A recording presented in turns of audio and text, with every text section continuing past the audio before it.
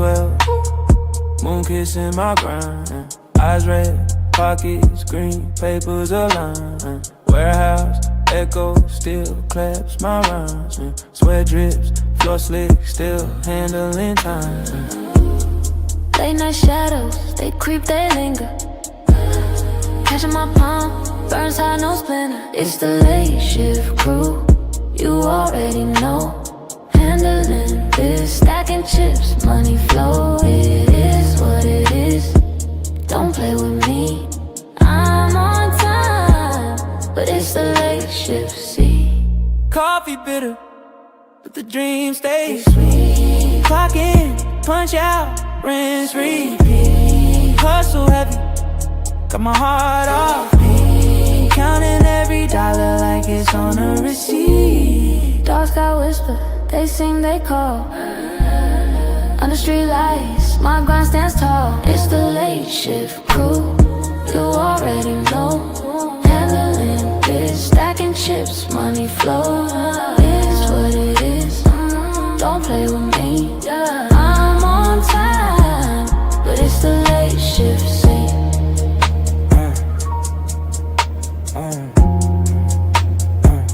But it's the late shift, see.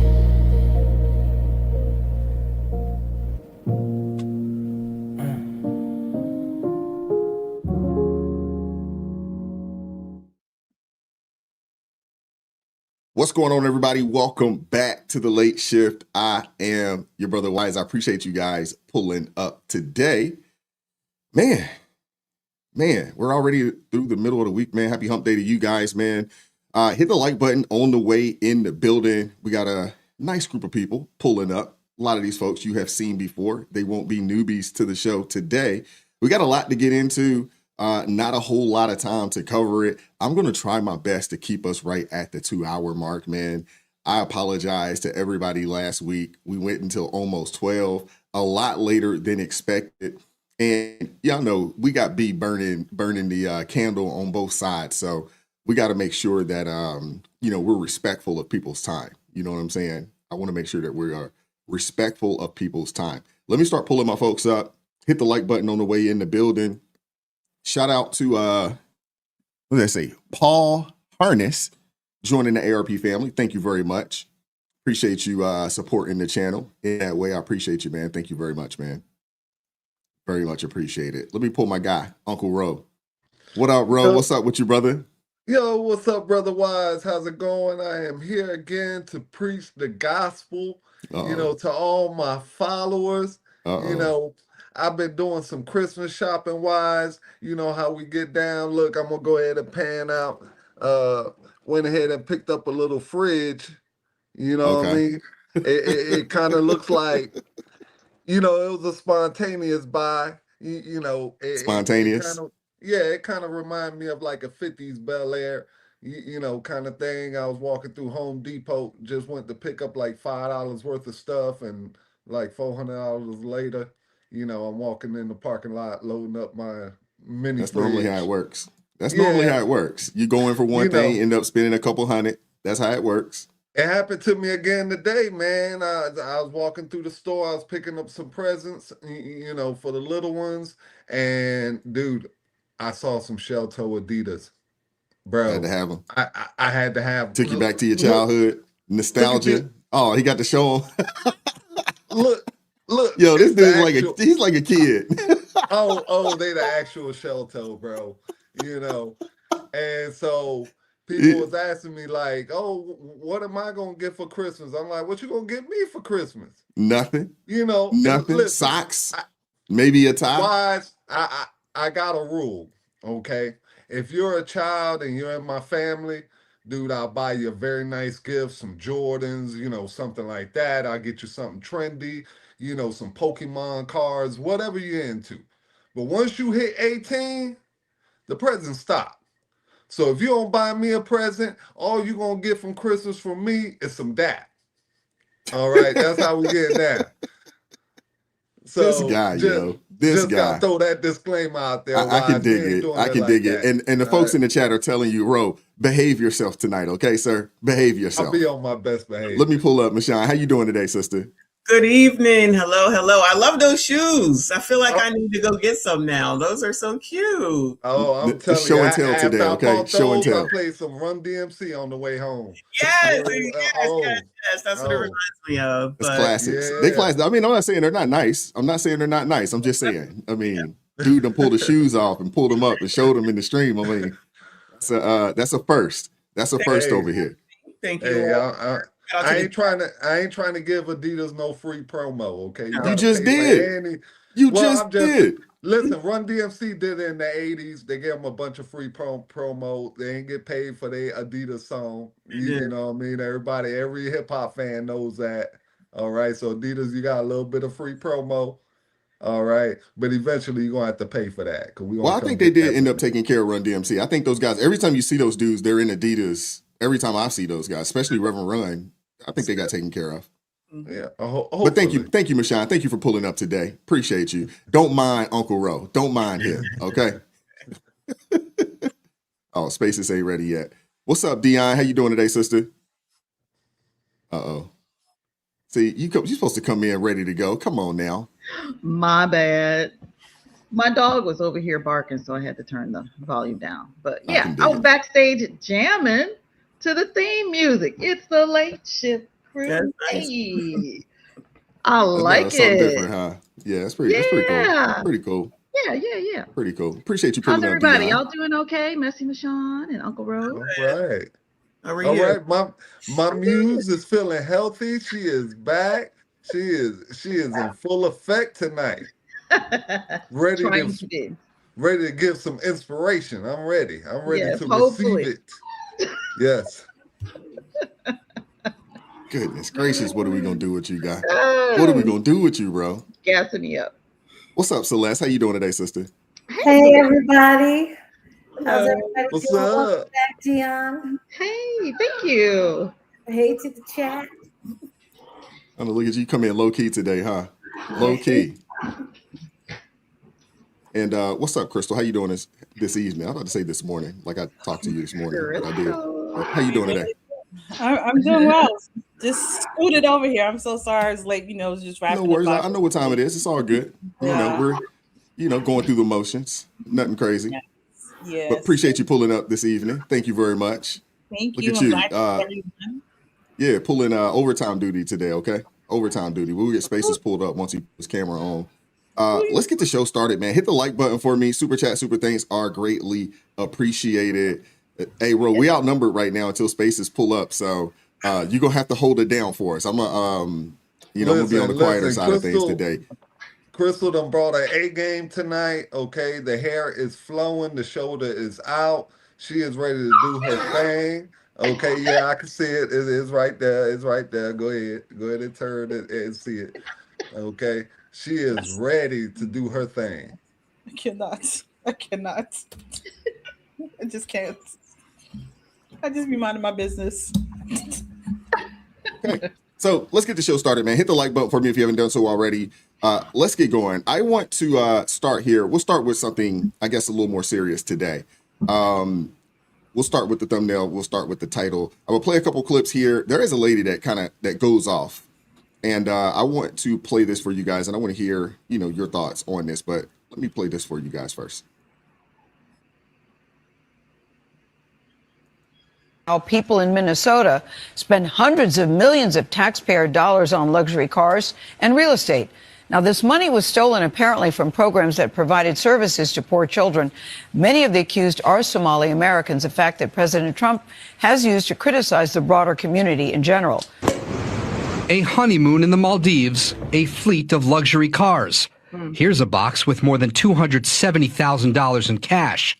This was all evidence from a new trove of files obtained exclusively by CBS News, showing how a group of convicted Minnesota fraudsters spent taxpayer dollars. One text message reads, "You are going to be the richest 25-year-old. We're not even at the end of the beginning of our pursuit of the stolen money and of the people who stole it." U.S. Attorney Daniel Rosen leads the office digging into the wave of COVID-era fraud that hit Minnesota. So how much money are we talking about stolen? I can say with great comfort, well in excess of $1 billion. In the past 3 years, 87 defendants have been charged, 61 convicted. The majority of them are Somali American. Minnesota has the nation's largest Somali population. The perpetrators are accused of ripping off state-run programs intended to feed low-income kids, house the disabled, and provide services to autistic children. This was a get-rich scheme. Andy Luger was the U.S. attorney who first examined this fraud. He left in January. One of the things we discovered is that a number of the people involved were buying investment property, resort property in Kenya. Wire transfers reviewed by CBS News also show more than $1 million went to Chinese banks. It goes behind a black curtain. It's hard to see where things went beyond that. The Trump administration has said it's investigating whether any of the money fell into the hands of terror groups like al-Shabaab in Somalia. But both Luger and Rosen agree the evidence so far shows the criminals were only interested in getting rich. If there was a black community that had stolen over $1 billion from our federal government or our state government, what would happen to them? If people in Oak Cliff, Texas, which is made of mostly of minorities, black people and Hispanic people, what would happen to them? Do you think that anyone in our government would let them go for decades, stealing from Medicaid and Medicare to the level that we've seen Somalis do it in Minnesota? So for all of the people that are saying this is a racial situation, let me tell you what racism would have done to this.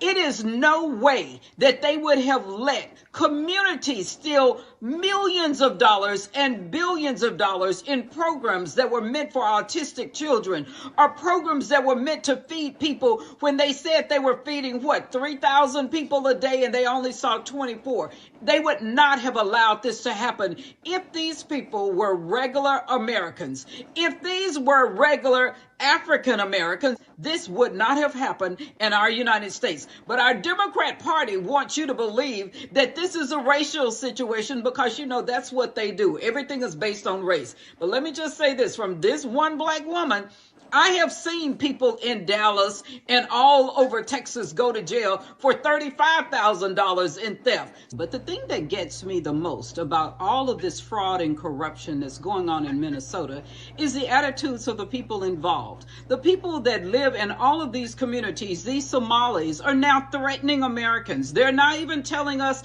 that they're going to take over the United States. As soon as we find out who you are, trust you will be dealt with. Period. You know what?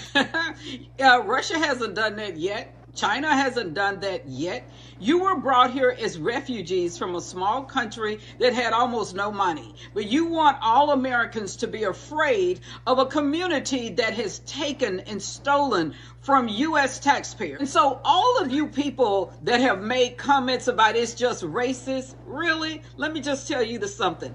I don't care what race you are. If all of my cousins are stealing from me, I'm going to be mad at my cousins and I'm going to call the police on them.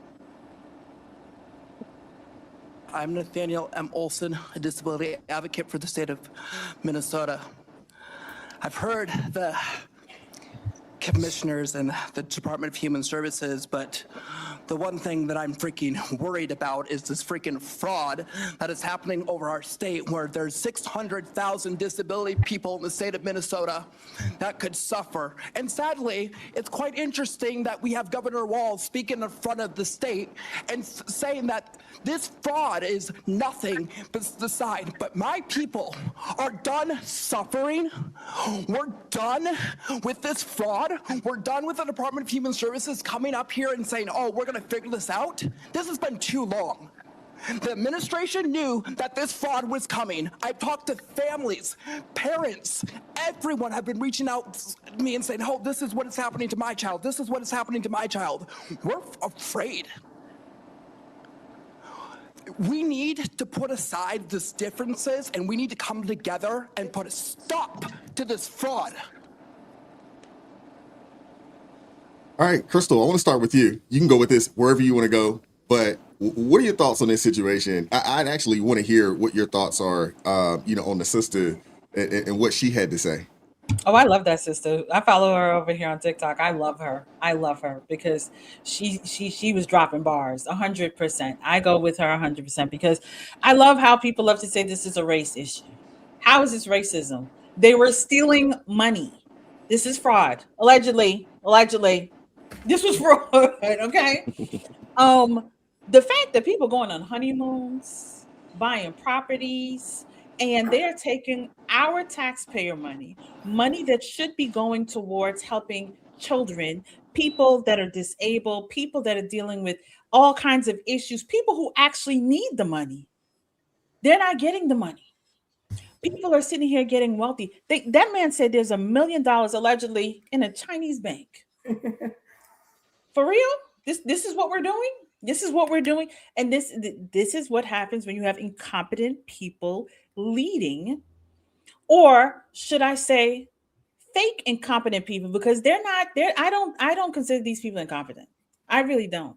I consider them to be the snake, the serpent. That's what they are, because they know what's going on, but they like to pretend that they don't know. They're innocent. Their hands are clean. I have nothing to do with this. You have everything to do with this. You could have stopped this, but because allegedly maybe some coins may be dropped in your back pocket, you have nothing to say. And I want people to pay attention to this, because Wise, you and I had this conversation this morning. People need to stop voting for something and expecting a different thing when you keep voting for the exact same thing over and over again. These people keep telling you how they feel about you. They keep showing you how they feel about you. They will replace you with people who are not citizens, give them all the benefits, give them everything that they need while you and your family are struggling. All this money has left. And listen, y'all know I'm neither here nor with reparations, but I'm just going to say, in the land of reparations, for some weird reason, they can find all this money to send to these people in another country. People can go on special honeymoons. People can do all these and buy properties, get rich. But somehow or the other, these reparations don't come around. But when they want you to vote for them, somehow or the other, they'll remember, you know what? We're going to bring up reparations this time around. That is why I always call it the carrot on the stick, because they like to play with people's emotions, say, we got y'all this time around. And they keep saying it over and over and over and over and over again, but they do nothing. At this point, everybody should be going to jail from the top to the very bottom. And we need to send all of them back. I don't care what nobody says. I know people like to say that these are our brothers and sisters. They look like us. Just because they look like us, they are not us. Okay, I need people to understand all skin folk ain't kin folk. Y'all need to accept that and receive that. I'm gonna reject they look like us. I'm gonna reject that. But Messy Michonne, get in there. What are your thoughts? I was gonna say, I hope nobody is saying that. They're out there proudly saying that they're not Black. Well, that's what they were saying, and now they kind of changing it. But we're gonna stick with the beginning. I'm still confused as to why like Tim and Ilyan aren't as outraged as I think that they should be. They're just like, it's okay. It's not a big deal. And I'm like, shouldn't you be outraged that this happened under your watch?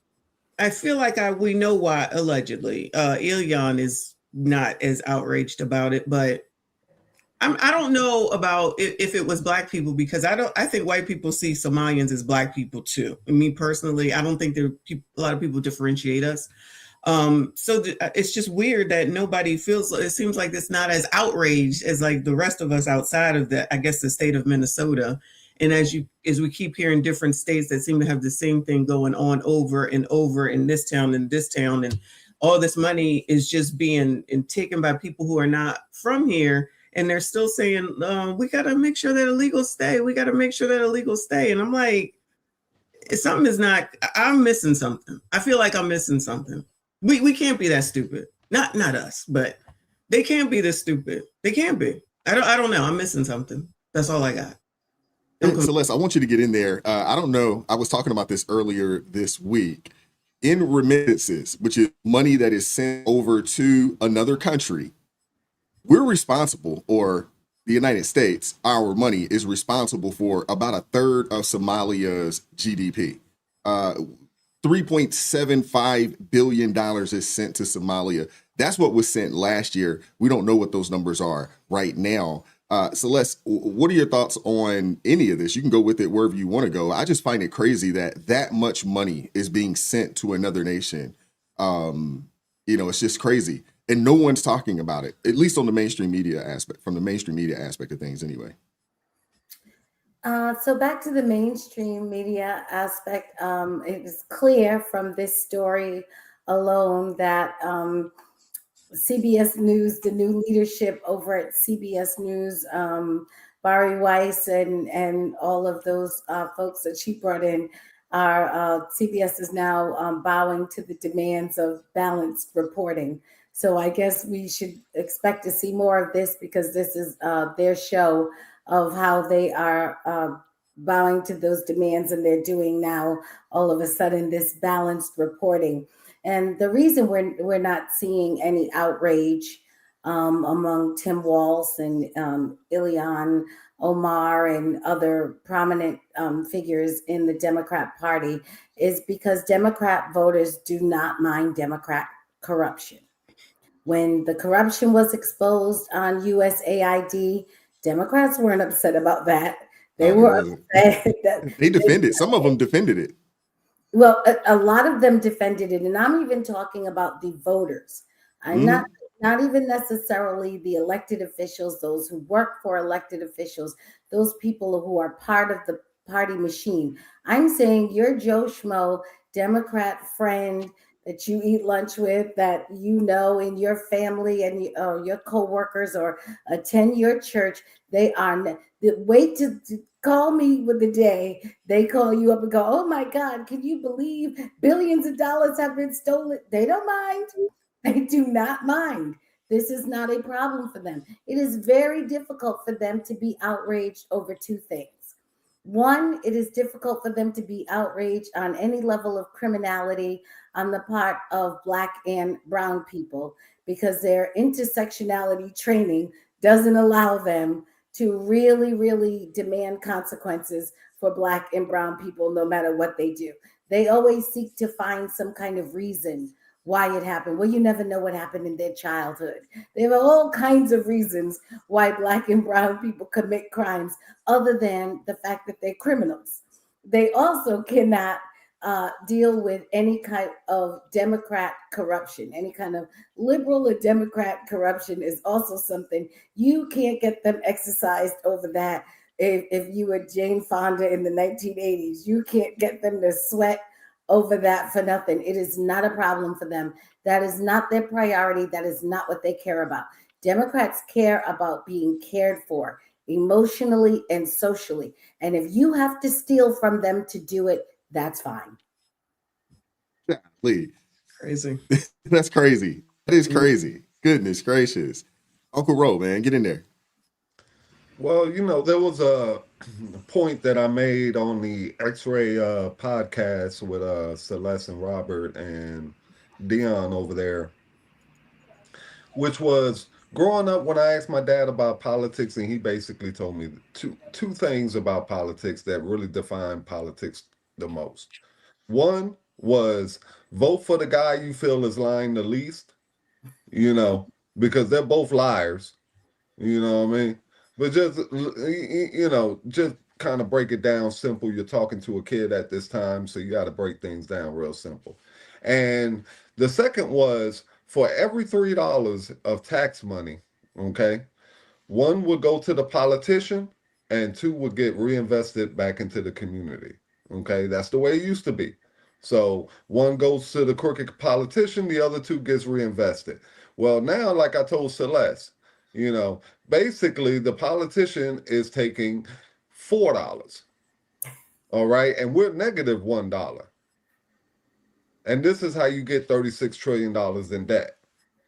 Across the board, this is just stealing, just as plain and simple as it gets. But I don't blame the people stealing. I blame ourselves. You can't blame somebody that keeps breaking into your house when you keep leaving the window open. And that's basically what we're doing here. Yeah. There's zero accountability across the board. If you think, man, come on, if you think some Somalis who was freaking 8 months ago riding on a donkey, okay, all of a sudden come over here. I'm just being real. All of a sudden come over here, okay, can navigate through this system that most Americans can't navigate through, dude, and we've been here for a lifetime. Get millions and millions of dollars unassisted, okay, funnel the money overseas into some terrorist or organization without zero help from nobody. Because, dude, if this is the case, then we need to hire them. You ever seen the movie Catch Me If You Can? Dude, we need to just go ahead and hire the fraudster at the FBI, bro, because he's smarter than everybody we got working in there. Well, I do want to say this, Ro. These folks aren't doing this by themselves. When they are the faces. They are the faces. But in my research, there is a white liberal woman. I got to say it like that. A white liberal woman that also was arrested. Her name just wasn't blasted out there like that for everybody to see. But there's 80 Somalis. Okay, they've indicted 80 Somalis. Okay, where are all the white faces? Like I just said, there is one that was, I guess, helping to facilitate and probably teaching. This is kind of what they do, though. I mean, they're already showing, they've shown videos out there, AOC and others, of trying to show people, how to either defraud the government or get over on ICE. This is their MO. This is who they are. This is what they, I want to get Spaces in there. What are your thoughts, bro? There's not a whole lot I can add outside of what everyone else has said, because everyone said everything that I was thinking. In order for it to, especially Rolando, in order for them to be able to do it at $1 billion, just what the guy was calculating, there had to be some cooperation from American government somewhere. And what I noticed with these conversations is, I always ask myself in these conversations, if it's not true, then why aren't they denying it on a mass scale? Why aren't they denying it? That's my number one question. Yeah, because it's definitely true. And to answer Messy Michonne's question, why aren't Tim Waltz and Ilhan Omar, why aren't they outraged? I believe they're not outraged because they're on the take. I believe that there's some form of kickback there. That's my belief. My belief is that they're on it. The interview that Ilhan Omar did, I think it was over the weekend, maybe the weekend before they start to run there, but I believe it was to Face the Nation. She looked guilty as all get out when she was sitting down answering. I'm just saying, I'm reading the body language. The body language says, man, we guilty as all get out, man. They were hoping that Kamala won, so none of this information would come out. That's what they were hoping. That's just my opinion. Well, I believe that they're on the take. I'm just saying, like, Ilhan Omar supposedly married her brother. Where's her indictment? Tim Walz taking pictures with Somalians. Where's his indictment? There's just, dude, there's too much smoke here for there not to be just a straight up blaze going on. And what I'm saying is, I'm pretty sure the FBI is investigating and whatnot, but dude, we need to see some indictments. Because like I said, dude, ain't nobody riding no donkey coming over here and just all of a sudden he can navigate through systems, dude, that even me, if you print out all these papers, I'd probably have to get, a lawyer or something to sort through it to tell me what it all means in layman's terms. So you mean to tell me this guy show up, no money, no this, no knowledge, and could just get millions and millions of dollars? And not just get millions and millions of dollars, because I could even give you that and say, you know what, you're smart enough, you've probably been studying this for a while, okay, I'll give you that. But then you turn around and you funnel all this money, so now you ain't just a fraudster, you're a money launderer too. You want to know the crazy part about this? Because I don't buy it. One of the things that's crazy about this to me is the total Somali population in the U.S. is about 260,000. Yeah, across the U.S. It's very small, and in every city that they they're in, man, they are pillaging. Hey, they're not called the pirates for nothing, man. That part. And, I was thinking about that. The movie with Tom Hanks when it was with Tom Hanks. Was that foreshadowing? It could be. They could have been just putting it out there. You know, a lot of times they got to put things out in movies first. You know what I'm saying? To get the people prepared for it. You know, just numb your senses to it. You know, I want to get Dion in on this before you go, Ro. Hold up. Let me give Dion an opportunity. If you want to add anything? Well, yeah. I guess I was kind of thinking, I guess, more from a more spiritual aspect. But, you know, Proverbs 11:1 in the scriptures, it says that God hates, he detests unjust weights.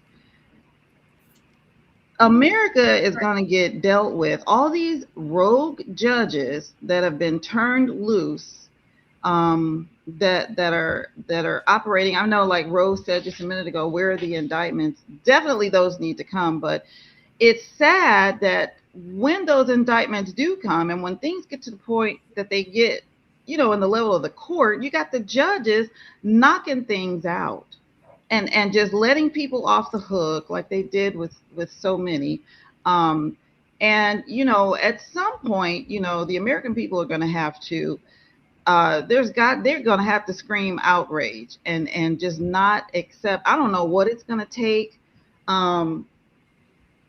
in order to reverse course on this, but you know, it's so deep rooted and it's sad.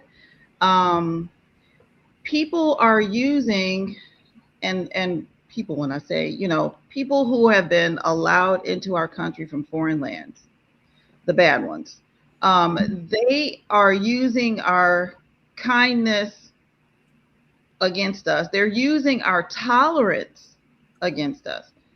America has made an idol. I was listening to someone say earlier today, we've made an idol. Now, we have many, and one of them is tolerance. And because we tolerate every little thing, we don't want to hurt anybody's feelings, you know, we welcome all this stuff in that's happening to us, like someone else just said. And then, you know, you bring a snake into your bosom, and then you turn around and you wonder why you got bit. A snake is doing what a snake does. So why are you surprised? You know, at some point, people are going to have to open their eyes. The people of God who are in this nation, I mean, there needs to be a turning point. It needs to start with us. Like it says in 2 Chronicles 7:14. The Lord tells us, if my people, which are called by my name, will humble themselves and pray and seek my face, you know, and turn from their wicked ways, you know, it's going to have to start there. We have, even the Christians in this country have sat back quiet. You know, folks, everybody and their mama then ran out of the closet and we ran up in there. We're going to have to start pushing back, like Brother Denzel always says. And not letting people slide with this poisonous mess that they're spewing verbally out into the community. That's why I'm so glad for platforms like this one and people like you all who are speaking out. And, you know, we got to, hopefully that's something that will spread like a virus, and it needs to, because we have sat quiet for so long, and it's sad now where we are. I know that, I follow a guy named Vince Dio. I don't know if y'all know him. Deo. His last name is Dao. And he just says, you know, Democratic Party, forget it. It's not a political party. It is a criminal organization. And we need to view it that way. And I mean, you know, and at some point, America is going to have to come to a point of repentance and all this idolatry, all this false God worship. We got tolerance. You got Black people, for instance, keep voting Democrat because they want to they want to be in the in crowd. They want to have acceptance from their community and all of this. But as you're voting blue, no matter who, I mean, you are supporting evil to be put in practice. So we have now all this rampant corruption. I'm so sick and tired of seeing it. We got this rampant corruption.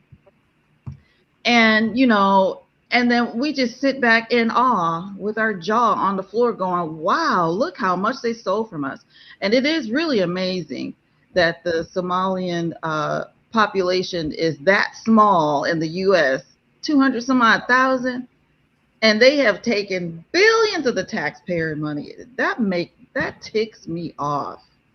You know what's crazy? It's crazy is that they're a small number of people, 200,000. I didn't realize they were that small of a population. But for them to send $3.75 billion back to their own country, that's a feat right there. It really is. I know people keep talking about how they have low IQs. They can't be that low. They don't. They can't be that low because they done masterminded us, boy. I tell you. Yeah. Well, you know what? You said that people are in awe. You said that people are in awe. I'm gonna disagree with you a little bit, Dion. I don't think that people are in awe saying, "Look at how much money they stole." I don't think the average American knows that this is even happening. I don't think we're talking about it, because we're in this and we see it. But the average American, they have no idea that this is going on. The average Democrat, as Celeste, brought, they have no idea that this is happening. And those that do, they probably are caping, saying, "Hey, they got a reason for why they're doing it. A reason, disadvantage. They need it. They deserve it. Whatever the case may be, they'll find a way to cape for these people. They have found ways to cape for these people." Well, but I want to read.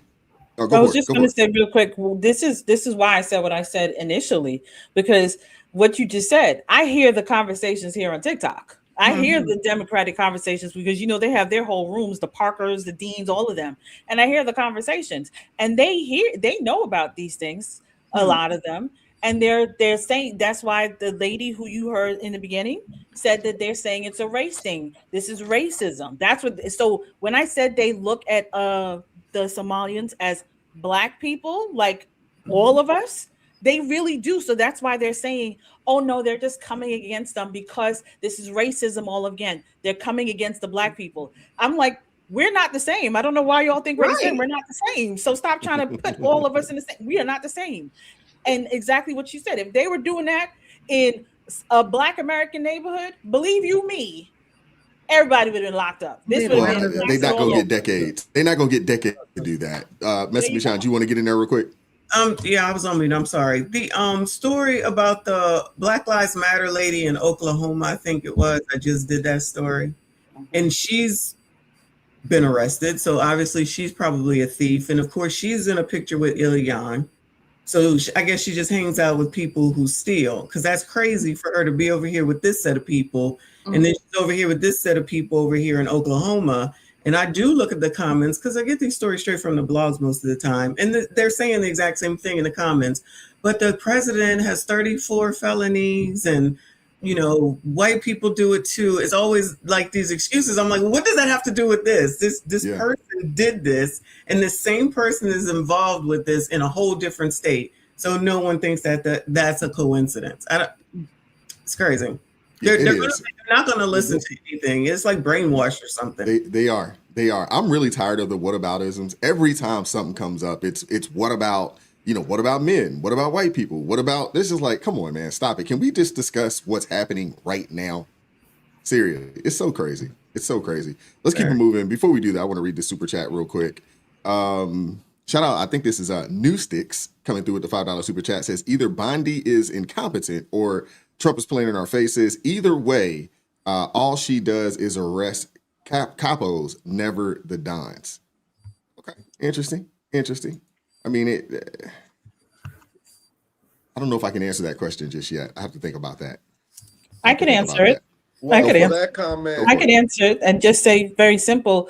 I understand what people are saying, but y'all have to remember something. People have to put cases together, because these people will have all kinds of people sitting right there waiting to figure out a way how to dismiss these cases. Look at the judges that we have running around here that just keep throwing things out. They need to have such a tight case that is so well put together that there's no way they could lose. I know it's easy for people to say, well, they're not doing enough. But if they run in there and they throw that case out, then people are going to say, well, what kind of cases y'all putting together? Give them some time, y'all. Relax. Well, the federal government typically, they don't normally move fast. They are efficient and they're smart. And when they do come, they typically come correct. And that's why majority of people either take the plea bargain because they've been caught dead to rights, Or when they do take it to trial, they typically lose. If I'm not mistaken, the federal government has like a 99% conviction rate or No, something crazy like that. it's a 96% 96. conviction rate for the federal government, and normally it takes them years to build a case. Yeah, it's a And process. normally, if you look at the structure of a crime family, dude, if you want to compare it to a crime family, the Don is normally the last one to fall. He's the most insulated. So you Yeah. have to go from the bottom up, from the foot soldiers to the capos, to the right hand mans, and put pressure on them because they're going to give you the direct information. They know where the bodies are buried, and they'll be able to bury the people at the top. And I know everybody, wants red meat right now, but it takes time. So, but just know when the feds come knocking at your door, that's why John Bolton, the whitest guy I ever seen, was even whiter when the feds came to his door because he knows that fact. 96%. So if they're at your door, dude, it's because they got everything they need to go ahead and do your And when they finally get the case and they get all their convictions, all that stuff, and they get their punishments, add this to it right here. Uh-huh. Give them the belt. Give them the belt. Yep. That's Because crazy. I don't know what it is about our government, dude. Adults But our and kids need government it. has some kind of need to import bums. Like we ain't got enough bums in this country. They just like, oh, we taking everybody's bums. Just come on, bro. You know what though? I And mean, we're not that it's bummy though. ridiculous. We're not that bummy, bro. When you think about the people that are on the actual social services, SNAP, Section 8 welfare, the Americans, we're the least on that graph, on that pie graph. We're the low end. It's not us. Exactly, cause dude, our bums are our bums are eating caviar compared to these other bums out here. So that's what I'm saying. We importing third world bums. It is ridiculous, man. Dude, this is like, abomination, dude. When I look at it and I see who they're importing, and then you see Somalia, basically welfare rate, dude, is at about 82%. So Yes, yeah. 82% of Plus these, 80%. That's crazy, dude. I call them donkey riders. That's what I call them. So 82% of these donkey riders, bro, is freaking on welfare, man. Even our bums ain't on welfare, bro. They'll go live in a tunnel or something and leave everybody alone. Unless you're in know? California, they get that free check out there. A lot of folks have moved out there for that Yeah, reason. our bums live great, man. They live on the beach. They ain't gotta work. You know what I'm saying? They collect some and people give them food, bro. They don't have to do anything. You know what I mean? If I ain't had no dignity, I'd probably be a bum. But I got some dignity.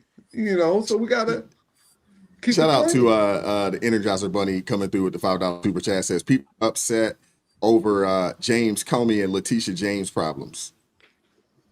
Okay. Yeah, but again, that's the same thing that I said before. When you have those kind of liberal judges out there that are throwing cases out, it's better for us to have a tight knit.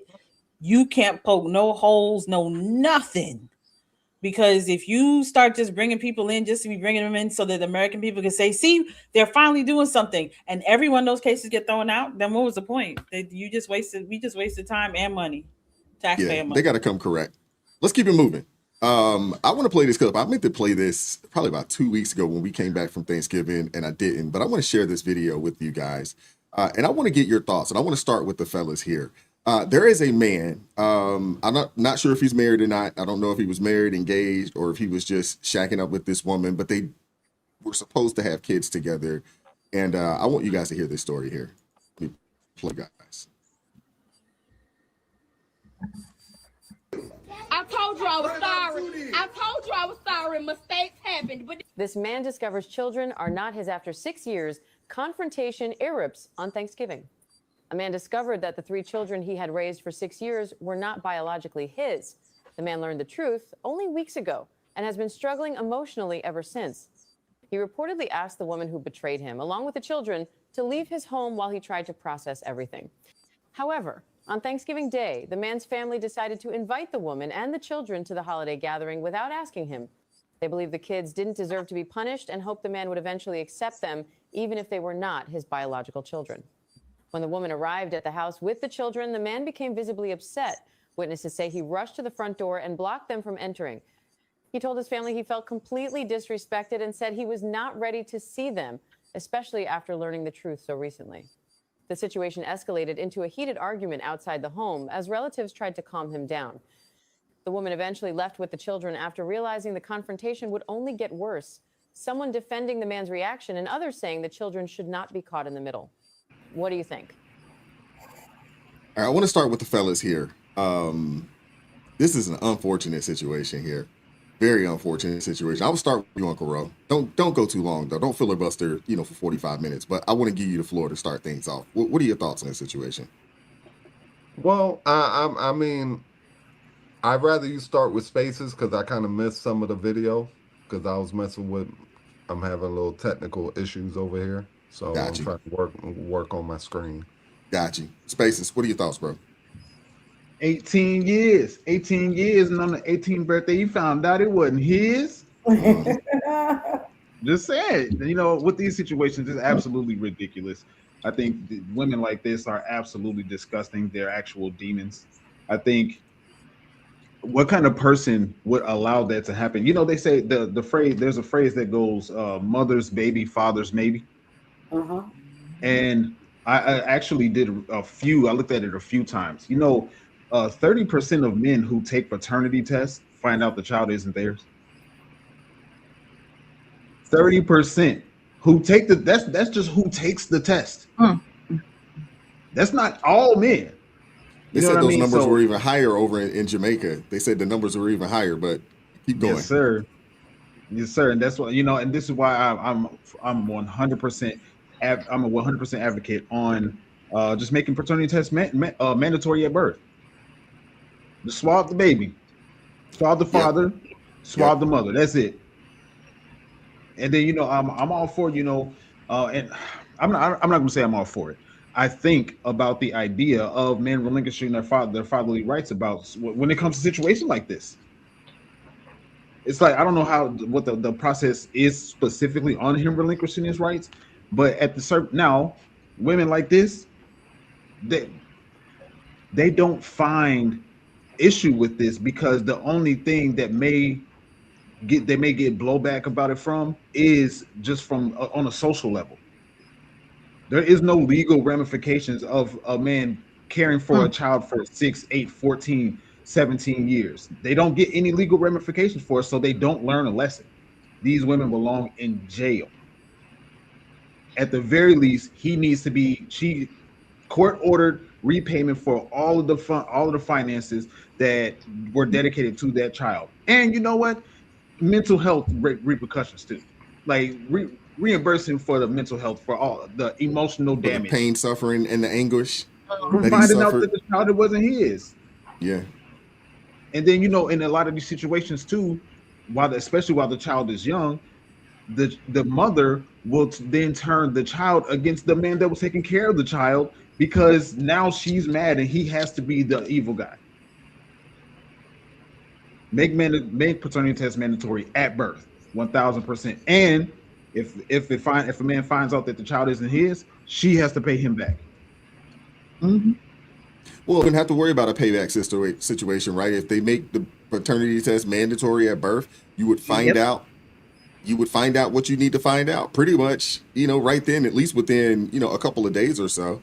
Ms. Michonne, I want to get you in here on this conversation. I do have a question for you. Mm-hmm. Is his family wrong? They know that this happened. They know this went down. Are they wrong for inviting this young lady and her children? I think that might be the first place I was going with that. Nobody is thinking about him. They're thinking about themselves.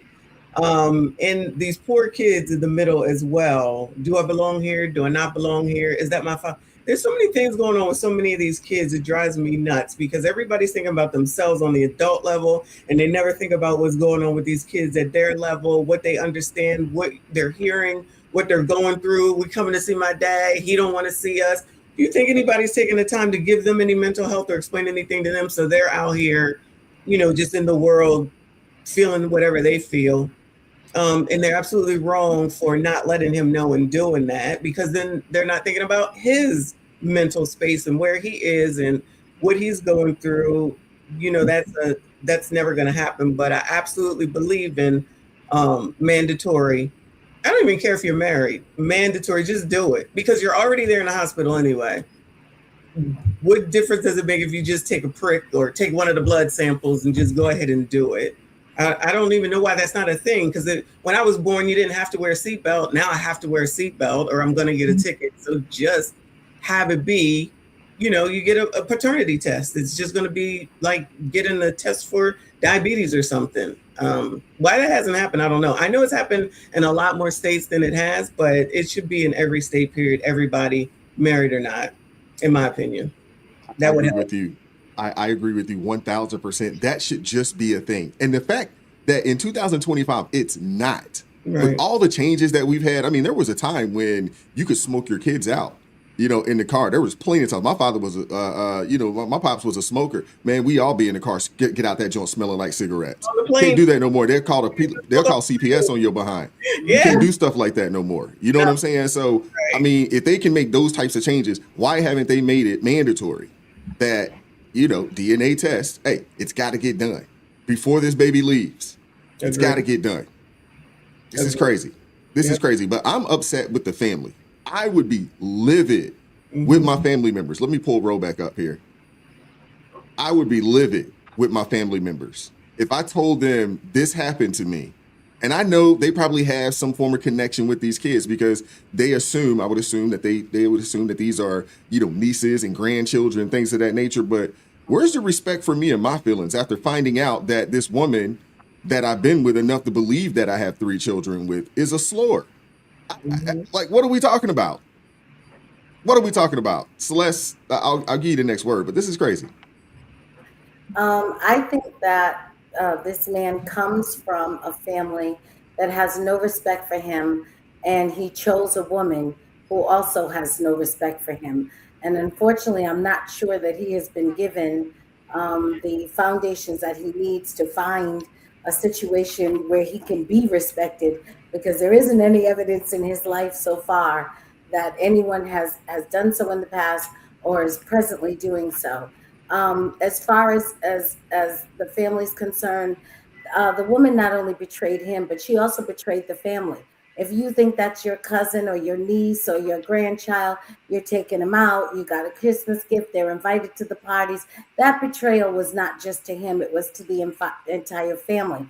And I'm not saying that on behalf of the children that at some point they shouldn't work something out, but who should be taking the lead on that is him, not them. The rest of that family should be falling back and maybe advising him, praying for him, offering him some counsel, but it is not their place to jump in front, make decisions for him, and take the lead. As far as the woman, I can go with spaces all the way. I'm even comfortable with saying, for all the money that he spent on those children, double it. Just a flat doubling. I'm okay with all of that. I'm okay with jail time. I'm okay with any level of punishment that comes from a known deception of this type. It is diabolical, and I'm perfectly fine with legislating any kind of criminal sanction. Where I draw the line, and I'm the odd man out here so far, is on the mandatory paternity testing. And the reason I draw the line on the mandatory paternity testing is exactly the same reason why I'm against seatbelts, because I do not believe in government coercion. You cannot want the government to be smaller but solve all the social problems you think are bad. Either the government is in your business or they're not. And unfortunately, we have to take control of our own business. And when we don't, or even if we make mistakes, then we have to suffer those consequences. That's what it means to be free. You cannot keep asking the government to come and mitigate the circumstances of your poor decisions. And I'm agreeing that this man has been put in a terrible situation. I agree that he's a victim, and I want any kind of legislative jail, penal hell that can come to this woman to come to her. But I do not want the government to come into my life, into my car, I want the government out of that. I can dig it. I want to play this, not play this, but I want to share this. This is from Jasmine. She said he shouldn't have stopped them from coming in and deal with her on the side because those kids still think he's their father. Oh, man. Crystal, I want you to speak to that. Do you agree with Jasmine's statement? I don't agree with Jasmine's statement, but do you agree with her statement? I do. I do agree with Jasmine's statement. I agree with Spaces, Messi Michon. I as far as this woman should be charged for all the things, and she should face all kinds of consequences for those actions. Because I'm sorry, I'm just assuming. I never know. How is it that you don't know who your baby daddy is? I'm just very confused by that. Maybe it's just me because I know. I don't understand how other people don't know. How are you dipping and dabbling and all that stuff? You can't get the numbers. Crystal, like, I just can't. That just goes over Crystal, my head. can I ask you a question real quick? And this is for the ladies. Will this young lady sit her children down when because they obviously I'm sure they're going to be pretty distraught about this and have some questions. Will she sit their children down and say, "Hey, mama was out here, in the streets." Will she sit them down and be honest with them, or will she point the finger and blame this young man for kicking them kids out? The type will of she take responsibility? The type of woman, the fact that she did what she did, she probably will not take the blame for this because her actions already show you the way that she rolls. Because she literally 3 children that he thought all 3 were his, and none of them were his. That's crazy work. She's not going to be upfront about, well, no, this was mommy's mistake. She's not going to do that. But the reason why I said I agree with Jasmine is because who knows if those kids know, right? And it was number one, the parents was atrocious. Like in our family, you can't just be, if we done, you just can't be you can't invite them. I don't care. We got to have a meeting. I don't care if y'all still. Oh, they can't invite the ex over without your permission? Ex is not invited. We not doing that unless I say A-okay, right? But in this instance, they were already there. And the fact that the kids had to witness that will scar those children. Mm-hmm. That's the part where I said he should have just, he should have mustered it up, suck it up, even if that means take his food and be like, you know what, I'm out or whatever he needed to do so the kids didn't have to feel it. That's the only part where I said they were wrong. The family was wrong for it. So I would have dealt with the family privately. I would have dealt with her privately, but not put those kids through it because the kids are already going through it and they're going to have to go through it because they had to move out the house. Sure, they don't know why they had to move out the house, especially the ages because I saw they were carrying one around like on their hip and stuff like that. So all they know is this is my dad, and all of a sudden I can't live with my dad. And now for them to be in this space where now we come for Thanksgiving. Clearly, they've been coming to Thanksgiving for however many years these children have been alive, and now all of a sudden, Daddy don't want us in the house for Thanksgiving. That's scarring for them. So I would have preferred if he had just suck it up, let them come in, have Thanksgiving, and deal with the situation. Because yes, but he did deal with that situation. He kicked him out and told that woman to kick rocks. He did deal with it. He did wise, but at the same time, his family did what they did. Like I said, they were wrong. She showing up, she was wrong, but those kids are innocent in that. So that's what I'm saying is problematic. And I just want to say, I also want to agree with Celeste on the mandatory testing, because I agree. You can't just, now we want the government involved in all of our stuff. We saying we don't want them, but then we want them to, no, you are able to, as a man, say, you know what? I would like to have my child tested. Why does the government have to do it? You're a man enough or you're a woman enough, whatever it is, you can say, I want my child tested. So you don't need to ask the government to assist you on that. That is something you should be able to stand on your own 2 feet and request. Can I ask this question? And Ro, I'm gonna get you in on this. I want to get you in on this. Can men honestly in that is that a conversation that needs to be had prior to this child, being born, prior to the delivery room? Like, hey, I just want to let it be known we're getting a DNA test. I'd like to have a DNA test. Is that a conversation that needs to be had? It can be whenever. Okay, now how many women are going to be like, yeah, sure, and not feel a certain kind of way? Because there's a certain, I guess, stigma around a man asking, and then next thing you know, a good relationship turns into, a bad one because this lady feels, oh, you don't trust me. He goes that now. This man's got to go through that, and he's got to deal with that. Bro, I want to get you in on this. What are your thoughts on? But before I do that, let me read the super chat real quick. Shout out to Quincy coming through with the $5 super chat. Says 6 years and multiple kids means she was cheating. She's doing a lot more than cheating, bro. There's a way worse word for that, for what she was doing. That's just awful. But bro, what are your thoughts, bro? So give me a quick rundown, right quick, what happened. Oh, bro, we can't do that. No, I mean, I kind of get the gist. 18 years, I guess. He finds out that three of his kids ain't his. Is that about right? Yeah. Okay. Well, when it comes to stuff like this, Wise, it's hard to hear women talk about stuff like this. When it comes to a man getting done like this, because women in general, dude, have very little sympathy about the trials and tribulations of men. Okay, just to be honest with you, because normally, dude, anything happens to a man is just considered funny.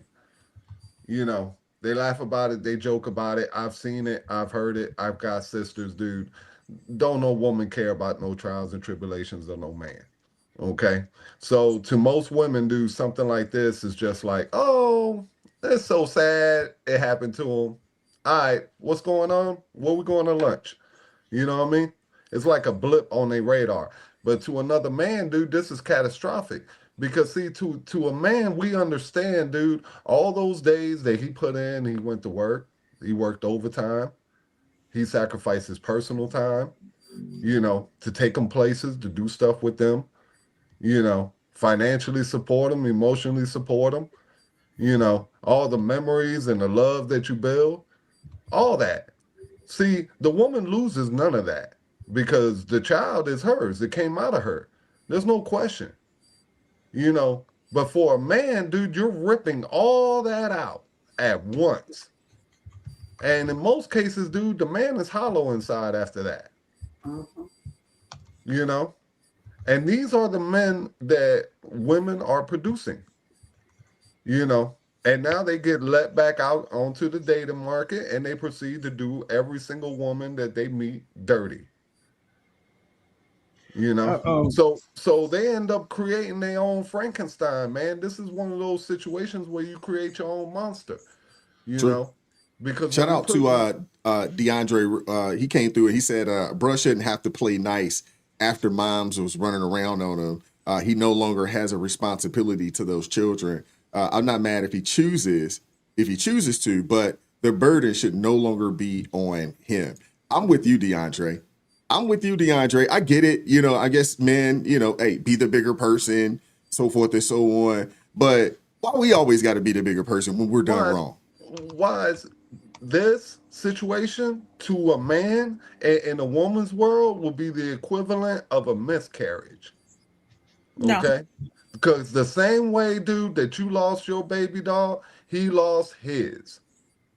When he found out that ain't his, to a man, dude, look, Kevin Samuels once said that in the pride of lions, okay, a lion can have a couple cubs with a tigress, and when another lion comes over and takes over the herd, the first thing he do is kill the cubs, okay, because he wants no competition.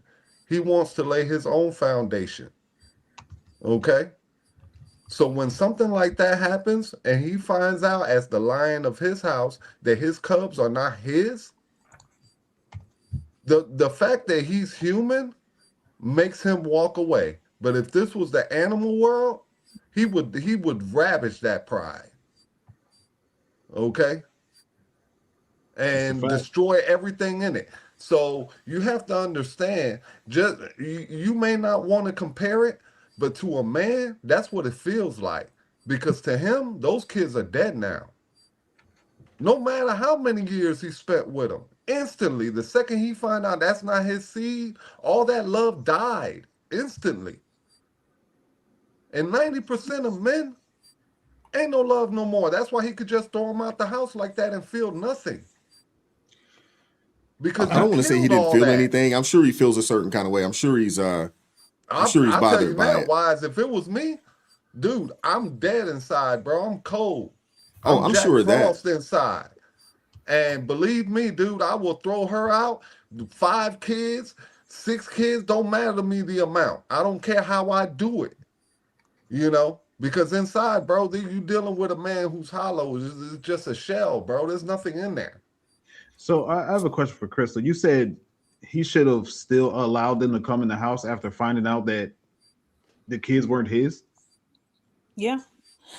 Because what I was just saying, and I'm going to answer you, and I'm going to say when I said no to Ro about, because when he said it's like a miscarriage, I won't say, I don't know if I'd equate it to a miscarriage. I may equate it to a man bringing home another child that's not a woman's and saying that she has to now kind of accept this child, which men have done that. And that's where I would equate it to. And I think even DeAndre said the same thing. He saw it the same way. It's like a man bringing home, when you're trying to equate it to a woman, it's like a man bringing home a child that's not yours, that he fathered outside that home. No, only a woman will tell a man. Only a woman will tell a man how he's supposed to feel.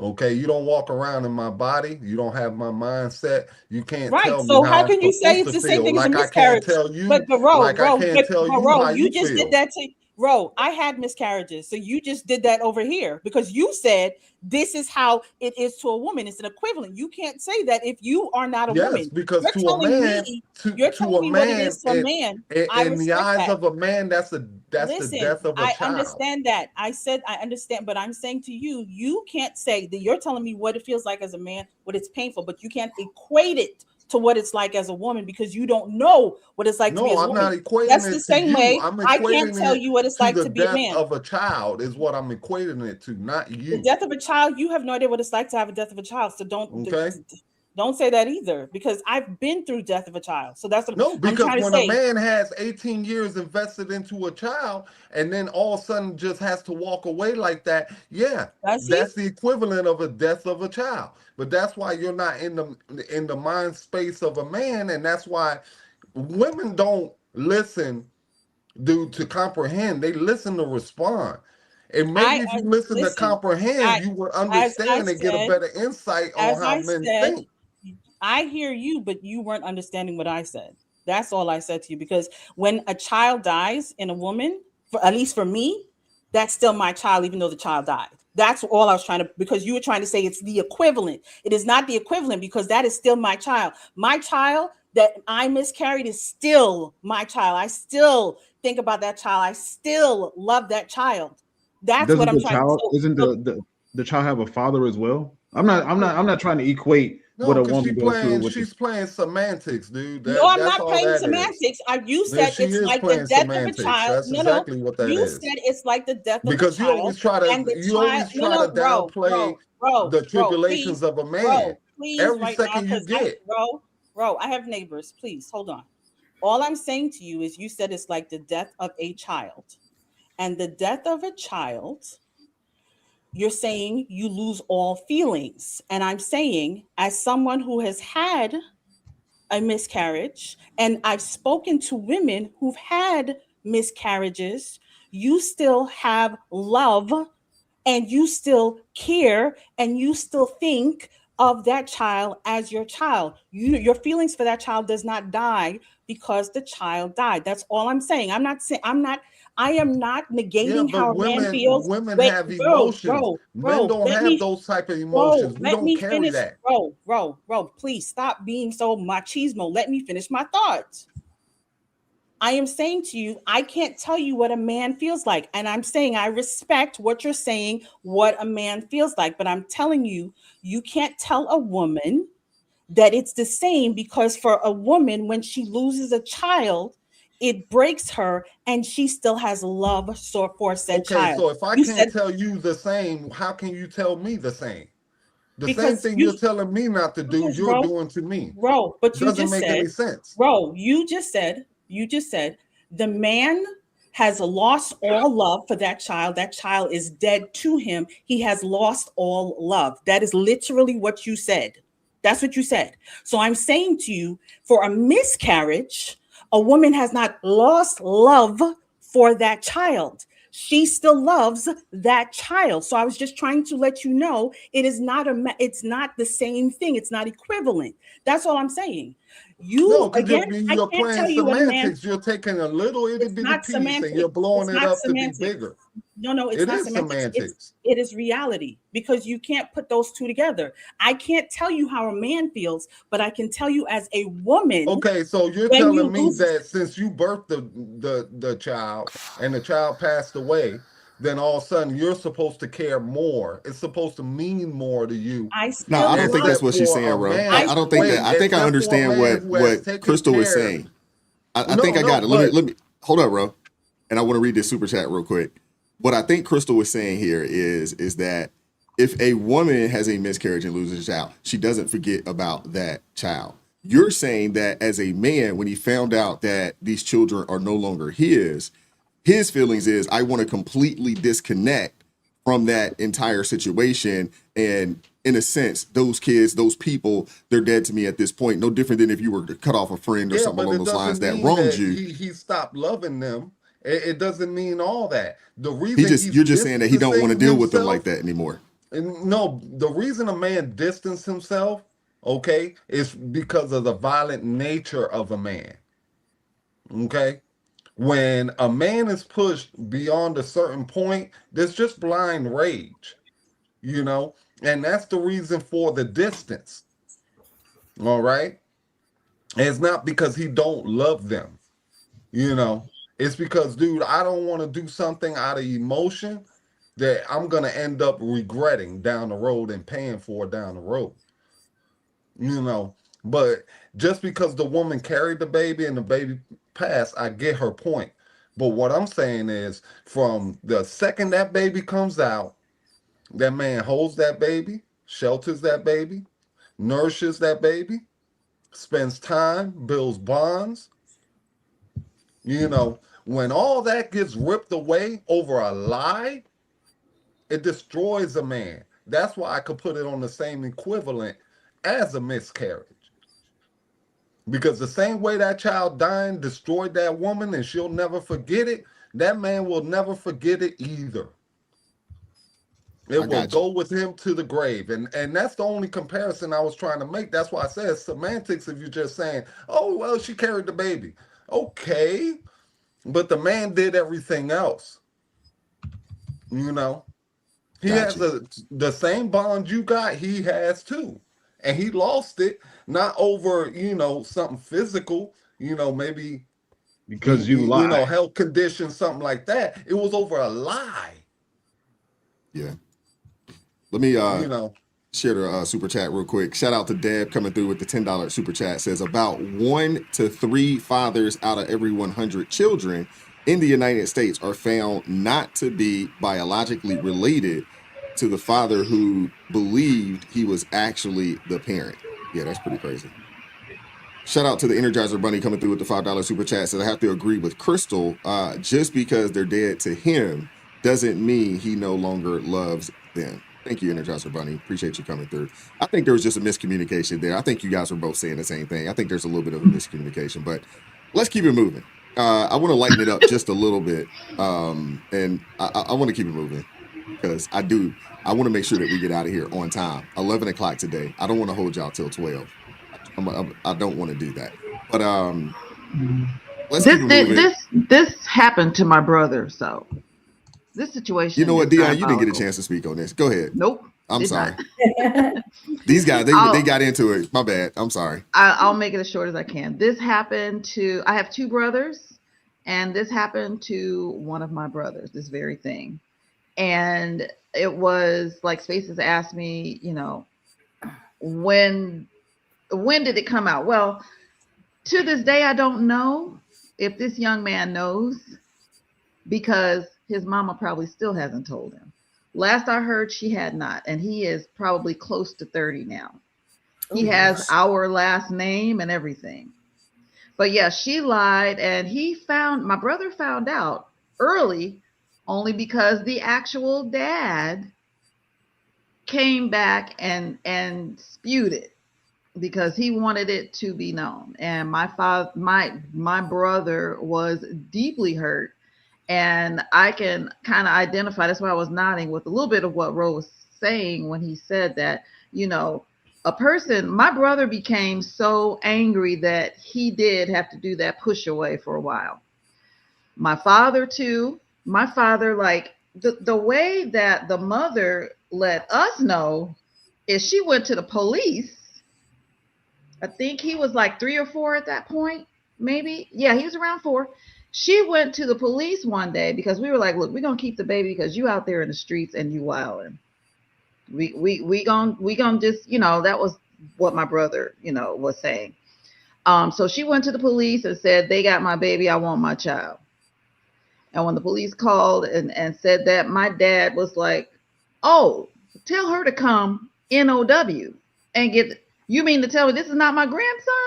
Tell her to come now. Don't stop at White Castle. Don't stop at the grocery store. Nothing. NOW. My father immediately started taking pictures down because he was in my other brother's wedding pictures and pictures all over the house. My dad pulled everything down. It was like, no. He wouldn't let us, like my mom or me, he would not let us do what the family did with that gentleman on the video clip that you showed. It was like clean break because he's like, it's up to the mother. I'm sorry for the child. I'll pray for the child and all of that. But it's up to that mother to do right by her child and tell the truth and get those kids the help that they need. Now, later on, as the child got older, my brother, he loved him, of course. But I don't think, and now that same brother has passed away several years ago. So, but I think to this day, he has not been told by his mother. He probably figured it out already, but he has not been told by that mother what the truth was. And that's a doggone shame. It's diabolical. I think that testing should be mandatory. If it's the government that comes after the dads for the child support, this, that, and the other, then I believe in the government should make it mandatory for the paternity test. If they're going to have involvement, then they might have, hey, that's the way I see it. So it's really sad, and it had a really adverse effect on my brother. So that one hit home. I believe it. Shout out to Energizer Bunny coming through with the $2 super chat. Says it's not gonna keep me company till 2 a.m. Heck no. Heck no. Michonne over there, she yawning already. She's like, man, what time is it? It's time to go yet? I didn't think about that, Ms. Dion. If they make it mandatory, assuming that the mother files the paperwork, they have it mandatory or mandates for a man to file. To pay child support, but not mandates to prove that a father isn't the father of a child, or a man isn't the father of a child. Yeah, that's not fair. That's not fair. Yo, can y'all tell me where these mandates are? Because I never had that. Well, there's no mandates. There's no man. If a woman does not want to go and file for child support, she doesn't have to. There's no mandates there. But I do think, because Lord, and I want to ask Celeste this question: if a woman files for child support, or if she goes and wants to file for Section 8 WIC, cash assistance, whatever else that they can get, for being a quote unquote single mom or something along those lines, and should it be mandatory at that point? I understand what you're saying. You're like, hey, we don't want the government in the business. I'm all about small government, so I definitely understand where you're coming from. But yes, if and when a young lady or young man, for that matter, decides to put the government in their business by going down and either asking for child support or, going for some form of assistance where the government has to get into business, at that point, would you be okay with it being mandatory that, hey, we're in your business, now we're going to get DNA tests done? Would you be okay with that at that point, Celeste? Okay, so I'm not in favor of women asking the government for child support, and I have never been. So for consistency's sake, I want everyone to know I do not feel like the government should be the administrator and the officiator of your relationship. It is your relationship. If you conduct it poorly, then you should suffer the consequences of conducting it poorly. If it's great, then you should have all the rewards that come with a great relationship. But I don't feel like women should be able to go and take the hand of the government and use it to slap the man's face, because that's what's basically happening. I'm not big enough to enforce my will upon you. I'm going to go get something bigger than you and take its hand and use it to slap you. So I'm not in favor of that. Now, having said that, if the woman is going there to apply for housing or other things that she's entitled to, or we're saying that she's entitled to as a single mother, the fact is the eligibility is based on her being a single mother, not on knowledge of who the father is. So I still don't see a need for there to be a mandatory swab that a man needs to give his DNA to the government so that this could be problem. If you're going to give her Section 8 housing because she's a single mother, then she's a single mother, give it to her. If not, then don't. But he doesn't need to provide the government with DNA so that they can do what they've already said she's eligible to get. Well, I mean, but they're going to come back. They're going to come after him, right? Once she goes and files for all of this stuff, they're going to be looking for this man to come after him to pay it back. They absolutely do. Well, see, here's my problem. This is why you have to get the government out of all of this, because I don't think, though, so that's kind of a moot point. They're not going to get happen off of it. Okay, well, I'm not saying it's going to happen, but what I'm saying is we have a better shot if people actually thought that the decisions that they made had consequences that they can't just run to the government to fix for them. Maybe we'd all act a little bit more responsibly.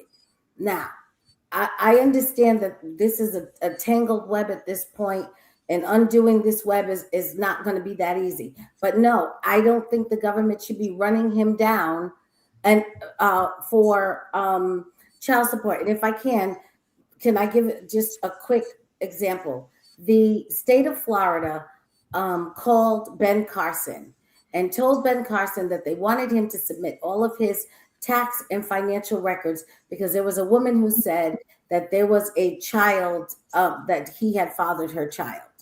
Ben Carson refused to do that. This is the story he told. He refused to do that. They came back after him and said that if he didn't, they were going to subpoena him and try to extradite him to Florida. He refused again to do that. The state of Florida then came back to him and said that they wanted a blood sample, that he needed to get a blood sample. He refused to do that too.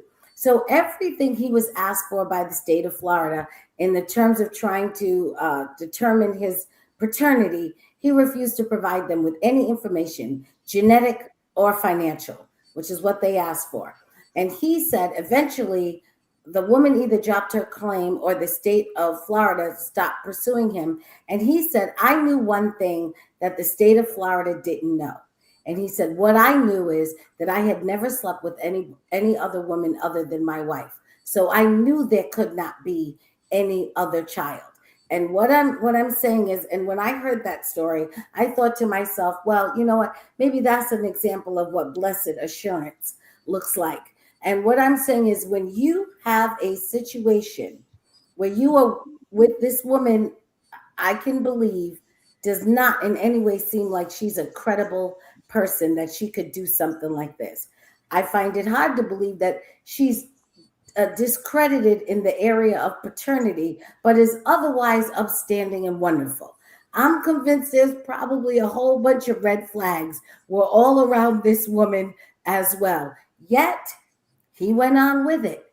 Now, as terrible as what I think she did is, I do not think the government is me. I am the government.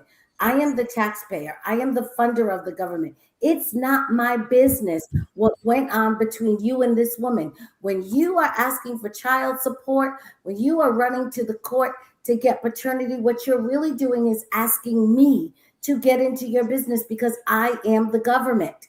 It's not my business. That's your mess. That's not my mess. I don't want any part of it.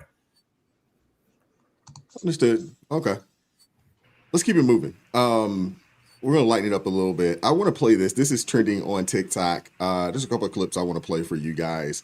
I do find it interesting that women feel one way, and there's a clip of a man that feels another way. I want to play this for you guys, and I want to get your thoughts on it. They should take 120K remote. Hold up. I hate when that happens. If they should take 120K remote, fully remote, or 240K to go into the office. And I was like, huh? And without even checking their profile, I absolutely knew they were a Gen Z. I knew their age started with a 2. Because for you to even ask the question of whether you should take 120,000 extra dollars a year just to go to the office, just to march your little booty to the office, sit there, fuck around for a few hours, make some friends, eat the free donuts and leave. What do you guys think goes on at the office? It's not that scary. It was for a time, but right now it's not that scary. It's not that scary, especially for 120,000 extra dollars a year. It's not that scary. It's nice. It gives you structure. Make you guys less weird if you made some friends and had somewhere to be. I'm just saying. So much money to be back in office 5 days a week. I'm sorry. Right now there's a debate on TikTok. Would you rather be fully remote for $120,000 a year or be fully in office 5 days a week for $240,000 a year? Most of Gen Z is saying the 120K. Most of the millennials are saying the 240K. I'm sorry, you would have to pay me so much more money than 240 to be in office 5 days a week. Ultimately, what we're working for is freedom. Money buys freedom, but time buys freedom. But also, freedom is freedom. Do you want to work from New York City or do you want to work from Mexico City? And that's one of the things that I don't think people are accounting for. You get to work from the city that you want. If you stay in New York City at that 240K, you're going to pay big city taxes. Maybe you work from Tokyo. Maybe you work from Paris. There is not a number that you can put on that flexibility, in my opinion, that makes sense. Also, with all that extra time that you have, not commuting, not engaging in the office, BS, find a side hustle. Make that money up in a way that allows you to be more financially free. That's just my opinion, but I'm curious, what do y'all think? And content creators are out of touch. I'll tell you who's out of touch. I just saw a video where somebody was like, would you rather take $120,000 a year to work remote, or would you take $240,000 to work 5 days a week in office? Literally double, an extra $120,000 a year. I'm thinking, I'm about my money, I'm about my business. That's a no-brainer. Evidently, it is not a no-brainer. They're in that comment section talking about, no, absolutely not. I would take that remote job for $120, half the pay every single time. Are you dead ass? In an economy where we just had to crowdfund because millions of Americans got their SNAP benefits cut by the government and could not afford groceries for them or their families, you're gonna turn down an extra $120,000 a year because you don't wanna put your shoes on, and you think the influencers are the ones who are out of touch? You want to be camera off, pajama pants on that badly? That fuck what you could do for yourself, fuck what you could do for your community. Obviously, if you're a mom or a dad or a parent or some type of guardian, some type of caretaker, if you have some extenuating circumstance that makes it more beneficial for you to be at home, do what you got to do. But if you're a young person with free mobility in your 20s, building your life and building your career, and you turn on an extra $100,000 a year, mind you, they're in the comment section talking about, oh, well, when you work in office, you have to buy food every day. Baby, if you make that much more money every year, you can spend $30 on lunch every single day and not even touch it. You could spend $200 5 days a week for 52 weeks out of the year and not even touch that money. Dog, you could literally find a magical way to spend $1,000 every week, 52 weeks a year, and still not even touch half of the extra $120,000 that you would make. If you magically found a way to trip and fall and buy two PlayStation 5s a week, you would not even touch half that money. You could buy 4 PlayStation 5s a week and still not spend all that money. I'm What are your doubling my thoughts, money. man? 240 or 120, Michonne? What you taking? You taking the 240? You taking the 120? I'm taking 120 because all those people don't know what to do with 120, 240, 36,000. That generation don't even want to work. So who thinks they're going to take 240 and know how to manage that? They can't manage what they have. Me personally, I'm 120 because sometimes I don't even think people know what enough is. Does anybody even know what enough is? So, I mean, $120,000 is a lot of money. That's $10,000 a month. That's what is that? 2.25 times what the average person earns here in America. 120K is a good chunk of change. Mm-hmm. What are you taking, Ro? Mm-hmm. Oh, I'm taking the 240. I'm taking the 240 all day. Okay, and twice on Sunday. I don't know what they talking about. I come from a generation where we work. You know, I was taught, hey, bro, as soon as you could, you old enough to negotiate a deal or whatever, you get out there and you work and you make as much money as you can possibly make, And this is why, dude, when I hear these millennials and they complaining and they talking about, hey, can't buy a house, can't buy food, can't buy this, can't buy that, I don't care.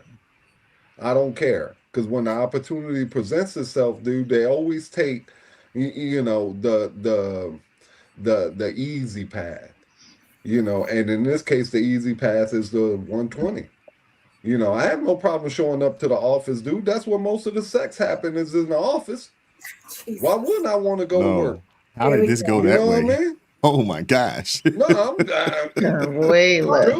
Watch any Hollywood movie. You know what I mean? Every single one. So I'm going to the office. You know what I'm saying? Can I ask you a question, bro? Boomerang. Have you not seen? Did we not talk about and discuss with Sharon Moore last week? Did we? Have you not seen the latest coach that was just fired? You know what I'm saying, for messing with folks where they work at, bro? Like, what are we doing? I tell you last week on air that women are the downfall of men since the Garden of Eden.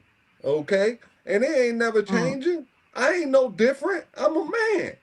You know what I mean? So a woman gonna be the downfall of me too. So I'd rather go to the office. You know what I'm saying? Go ahead and meet my downfall at the office. You know what I'm saying? And get me some. This is pretty simple stuff. All right. Do you want to have an exciting life or a boring life? The only thing you gotta pay as a man, dude, is with your job because they're gonna fire you. The corporation is the one gonna have to pay the lawsuit. You know what I'm saying? And if the chick cool with you, she might even wank it up with you. You know what I'm saying? Give you 50% of it. You know what I'm saying? And, that kind of thing. Because it was because of your, sexual exploitation that she making the money. You know what I'm saying? No, your lack of discipline. It's not your exploitation. Your lack of discipline, sir. Spaces. Look, you taking the 120 or the 240? It is about discipline. Spaces. Back me up on this. This ain't about discipline, bro. We trying to go to office. You know what I'm saying? We trying to get some. You know what I'm saying? Get the shoulders. Who goes to work looking? Come on, bro. Bruh, hey, my young people in the chat, for those of y'all that are young, trying to work in the office, don't listen to Ro. He gonna get you fired, and you're not gonna get another job because you're gonna catch some sexual harassment charges, and Ro gonna have you not able to work anywhere. Goodness gracious, bro. Bad advice, man. Write a book. You'll be able to write a book just like Celeste. You know what I'm saying? And sell a bunch of copies and be the New York Times bestseller. See, he don't tell you about that. He just tell you all the negative stuff. You know what I'm saying? If Monica Lewinsky can make books, you can make a book too. Spaces. What are your thoughts, bro? 120? You taking the 120 to work at home, or you taking the 240 to go in the office? We talked about this on my podcast on Sunday, and I try to just play the devil's advocate and go for the 120 just to mess with people's minds. And my answer is the 240. That's not even a question. It's not even a single question in my head. And I saw the super chat. Somebody sent the $10 super chat. I don't know if you want to highlight it real quick, but I'm just looking at it from the standpoint of you have one job offering you 120 and you have another job or opportunity offering you 240. This is basic math. This is basic math. And you know what I think about when I hear this question and I hear the girl in the video talk about how the absolute majority of Gen Z talking about they'll take the 120. All I think about is quarantine. All I think about is the people that got used to being at home and making $2,000 a month or X amount of dollars a month for sitting at home where they're normally making $650 every 2 weeks working at McDonald's. So this is absolutely I honestly I was thinking about this today. I was thinking about how weak this generation of people is.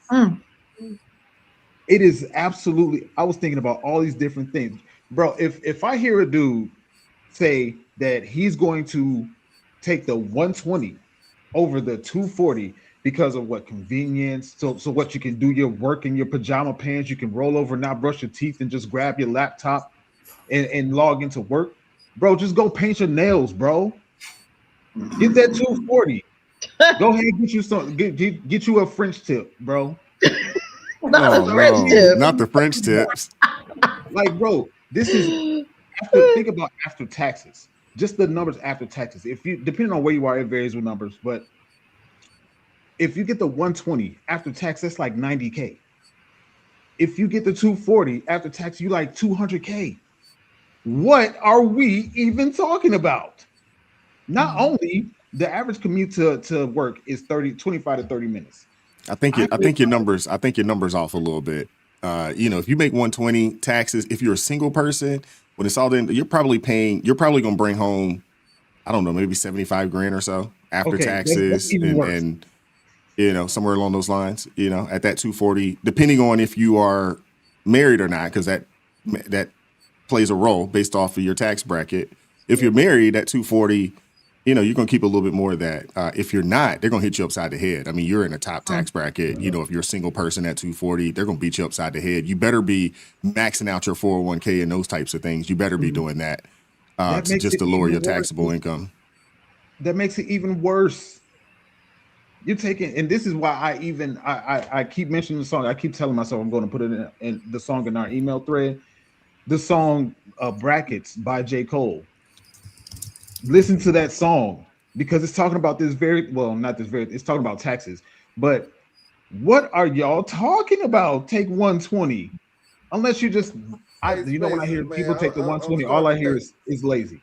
I'm starting all I think hear that is lazy. J. Cole is the soundtrack of your life. It does. I think J. Cole is the soundtrack of his life. J. Cole the soundtrack of his life. So he gets brought up at least once a week. J. Cole comes up in the conversation in some shape, way, form, or fashion. I got to pull that up after the show. I got to see. Yeah, you got to go check out some J. Cole. Crystal, I want to get you in there. You taking the 120 or the 240? My guess is that you're going to take the 120 and get that and take the flexibility. That's my guess. But what are you taking? No, I'm getting that 240. It doesn't faze me to go to work. I just stopped working, April? It doesn't faze me to go to work. I'll go in. Exactly. Crystal want to come to the office and fornicate. I don't do that. Listen, I don't do that. I don't have a desire. Bro, you are trying to get hurt, man. I feel like you're lacking in that area. Is that the problem? Because you just keep talking about it. Are you hungry? Are you hungry? No, don't do that. Let's steer the conversation back to the 120 240. Let's not go there. He sounds like he's hungry. Vibes, you know what I'm saying? I'm just saying, a little hungry, a little thirsty. It's okay. It's okay. Because I can picture myself like at the coffee machine and Crystal walk up early morning and grab 2 handfuls. You know what I'm saying? Like, what's up, baby? Hungry no, and thirsty. Sir. I am not hungry, nor am I thirsty. Thank you, Ralph. Ain't nobody saying nothing about you being hungry or thirsty.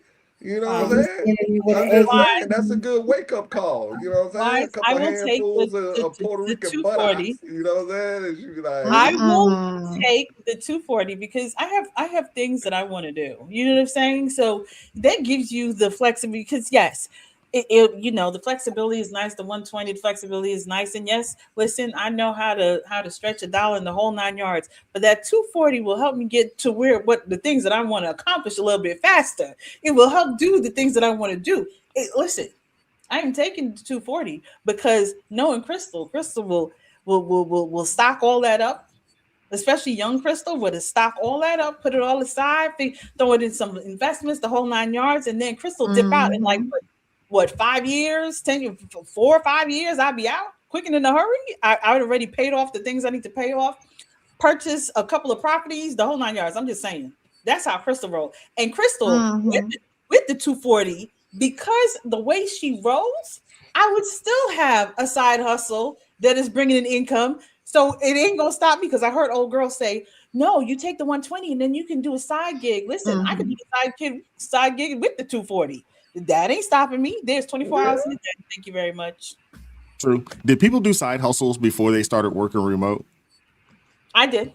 Yeah, they did. I always had a side hustle. I always had a side hustle now. Celeste, what are you taking, 120 or the 240? 120. I love this question, and I wish they had asked this question in more than one way. I would love for them to have surveyed, because I've sort of seen this, to have surveyed multimillionaires and people who are very wealthy. People who are very wealthy value time. Everyone else values money. And the idea about, yes, if you want to do it because you want to keep your pajamas on and don't want to brush your teeth and all that's one thing. If you really want to be wealthy, the one thing that differentiates wealthy people from people who are not wealthy is control of time. That is the one. I know lots of people who make lots of money. I mean, they make way more than even 240. That's, trust me, it's not as easy with the demands on your time at 240, at 340, at 440, when you're working for someone else, makes it very difficult to start doing other things other than that. That's what they're paying you for. They're paying you to focus on that. If you're, an equity partner in a law firm, if you are a vice president of a large hospital association, if you are, that's a $400,000, $500,000 job. If you are a serious bundler for a political campaign, I mean, these are people who their salary is could be $500,000, could be up from that. But they're not going to be doing much more than that, because they're spending more than 8 hours a day. They're not going into work at 9 and leaving at 5. They're going into work at, they're up at 5 and they're leaving work at 4, and then they're doing another 3 or 4 hours of networking in the evening. There's not going to be a lot of side hustle at 400,000. The demand, if someone's paying you 400,000, the demands on that time is ridiculous, which is why it's so difficult for the person who's making 400,000 to get to $1 million. It's much easier for the person who's making 120 but has control of their time to get to $1 million than it is for somebody making 400,000 who does not control their time to get to $1 million.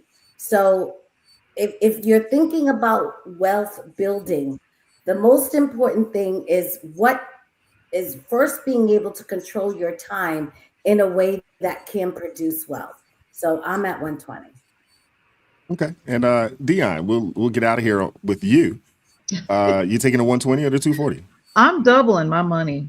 I would have to, just because of my own personal circumstance. I know what Celeste says, it makes sense, but I got to double my money. And then what I would do is, if I'm working anyway, the 120 versus the 240, that other 120, like somebody said, you don't even have to touch it. That's going straight into 401k investing. And I'm going to line my little nest egg for when I retire, because I don't necessarily have a whole lot of years left in the. I hope it's shorter than I think, because I hope some other things break out and do well. But anyway, I would definitely have to go for the 240, most definitely. Can I say something else? And, Go for it. And back on that. You know that thing that you always see when you see the two people and they stack a bunch of things in the line and they show the two different strategies of bringing the thing back. You see it like on TikTok all the time. And I don't feel like everybody has to be a millionaire. Not even everybody wants to be a millionaire. But the strategy, if that were your aim, and I agree with the idea, you could just take live off 120, take another $120,000, invest it, and let it ride over 10 years and grow a very nice retirement. You absolutely can do that.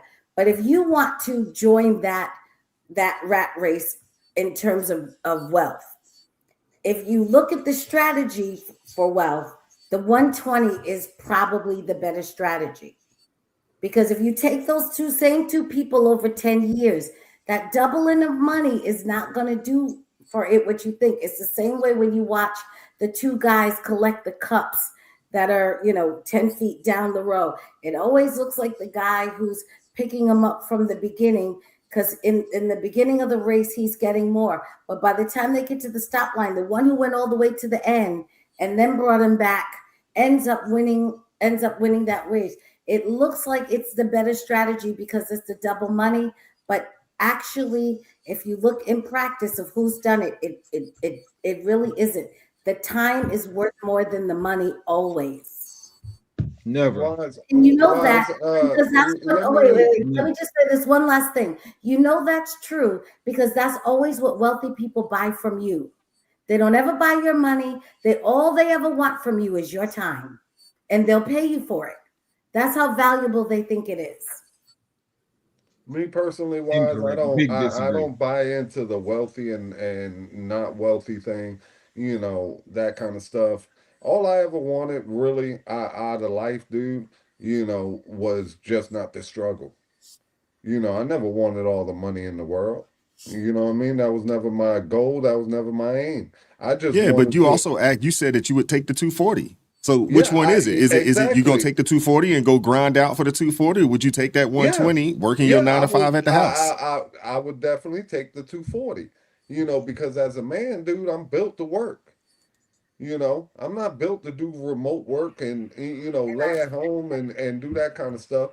No, I'm built to work, bro, and I'm just gonna work. But what I'm telling you is outside of that in my personal life, dude, I just always wanted not to be able to struggle. Go to a store. If I like something, just buy it. I don't have like expensive taste. I don't need Bugattis and Lamborghinis and all that kind of stuff. You know what I mean?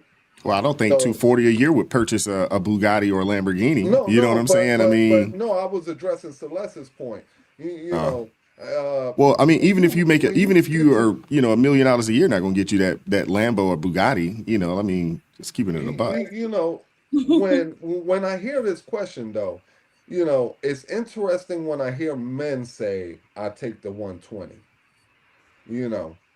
See, with women is a little different. They like the flexibility of their time. They want to be able to just kind of get up and go to the computer, not leave the house, make their coffee, their espresso, that kind of stuff. And it's very convenient, especially if you have kids and things like that. It's very, very convenient to do remote work, But I always look at men a little different, dude, because if you're the provider, then nobody's saying that you got to be a millionaire. But if somebody gives you these two options, you're going to take the one that pays more, because you may have 3 kids, you may have a wife, you may have, a mortgage, this, that. Like Wise says all the time, if you want to have the say in your house, then you got to pay for that, So if you got to pay for that and you got to pay college tuitions and all this, you want your kids to have all the extras, then yeah.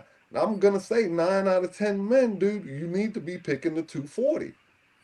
I think when it comes to this, I think the absolute majority of people, and this doesn't apply to you, Miss Celeste, but the absolute majority of people that are choosing the 120 is because it allows them the ability to be lazy. Does it though? I mean, remote work. I mean, as someone that has worked remote dating back to at least 2019, it's still work, bro. You know what I'm saying? Just because you work at the house doesn't mean you're not doing anything. You know what I'm saying? That's not the idea that people are choosing the 120 though. People are choosing the 120 because I don't have to. Well, maybe just me. This is how I'm comparing the two. The 120 in convenience versus 240 in some work. I'm talking about what Space is saying is right. What I mean You're is right. like when you the average commute to a job is 25 to 30 minutes. Yeah, I will drive an hour to work for 240. For 240? Oh man, I've commuted 2 hours for a whole heck of a lot less. What you talking? You know what I'm saying? There was a time when I worked down in Tyson's, man, an hour and a half to work and an hour and a half back. You know, for 50 grand. What you talking? You've done a whole lot more. What Space is saying is right though, because right there on the viral post, it's a lot of the comments where they were saying what Space is saying. They're like, listen, I could just be in my pajamas. I ain't even got a shower. I could take the meeting with the camera off and nobody sees. And then I roll out of bed when I feel like. So what he's saying, a lot of them take the 120 for that type of remote convenience of I ain't gotta do nothing. I can be lazy about it. I understand that, but these are also people that have never worked remote. There's also difference in generations. So Generation Z, they don't want to work. I'm in Generation X. I've already worked. I'm where I'm going to be. So I'm going to go ahead and take the time because it's enough money. That's why I say, what is enough money? And men taking 240 is not a surprise because that just makes sense. And going into the office is work and working at home is work.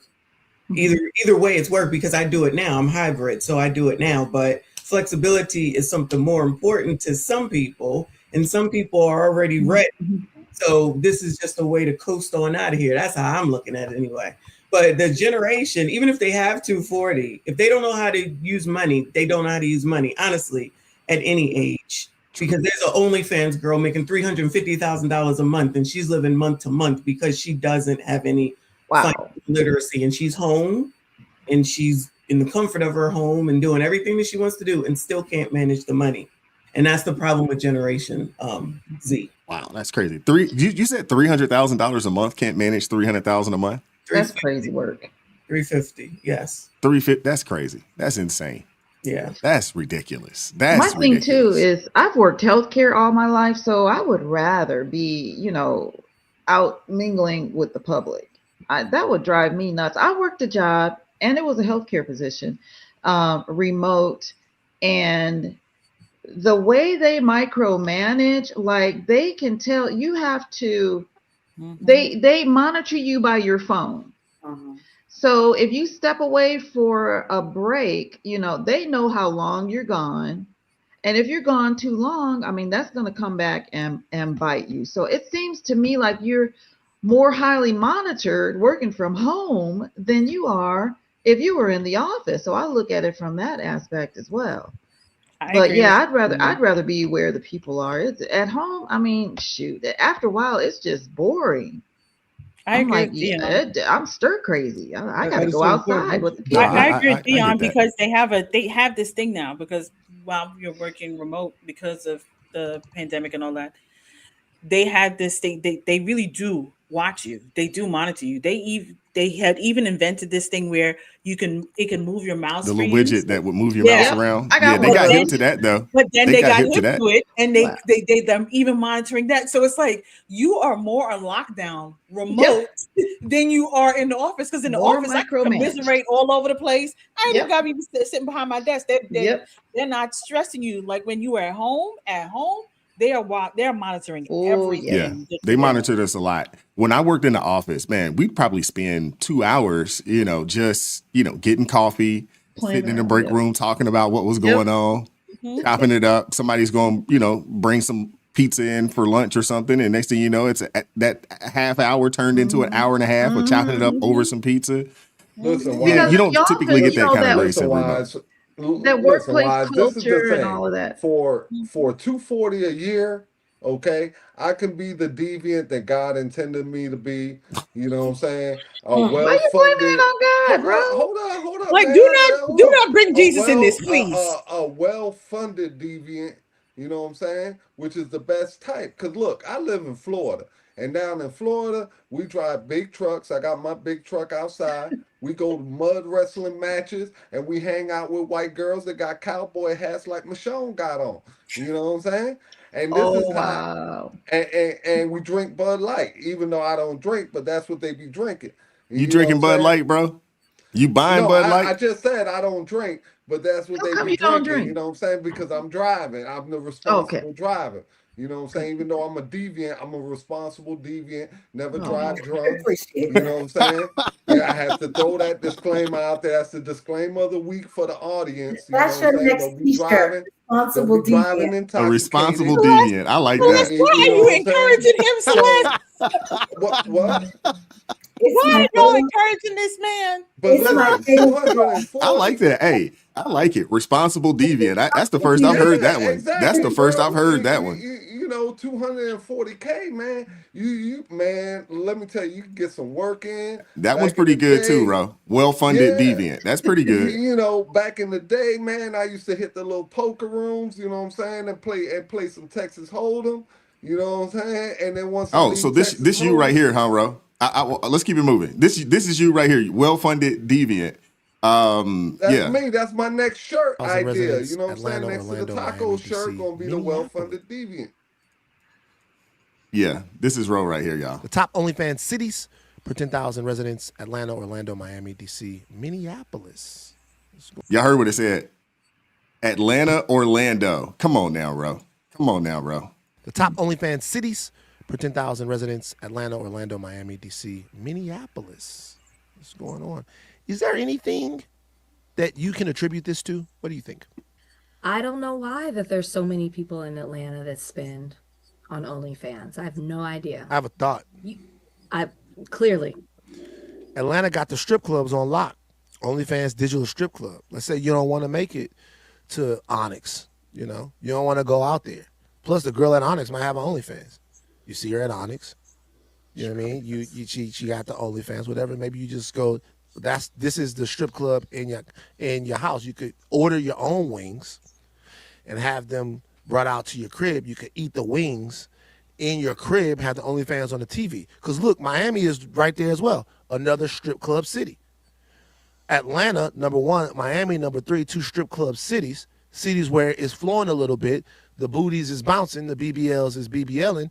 Maybe there's a whole ecosystem of ladies and stuff like that that makes it happen. Orlando, I can't explain. I can explain it. Orlando. Rolando, what's going on with Orlando, man? Listen. All y'all down there, y'all OFing it like that? No, I'm gonna tell you why OF is so popular in this city. All right, I done been to I done been to strip clubs in Orlando. I done been to strip clubs in Miami.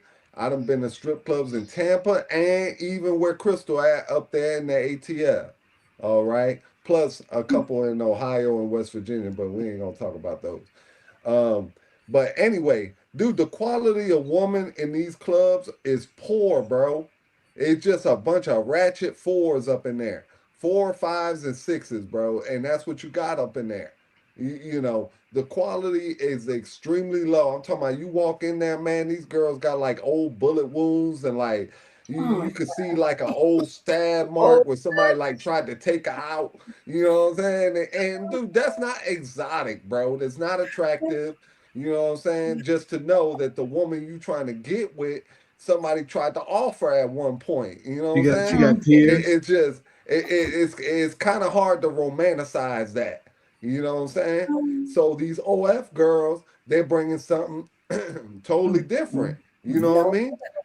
Like, bro, you literally you got your pick from all girls from all 50 states plus international.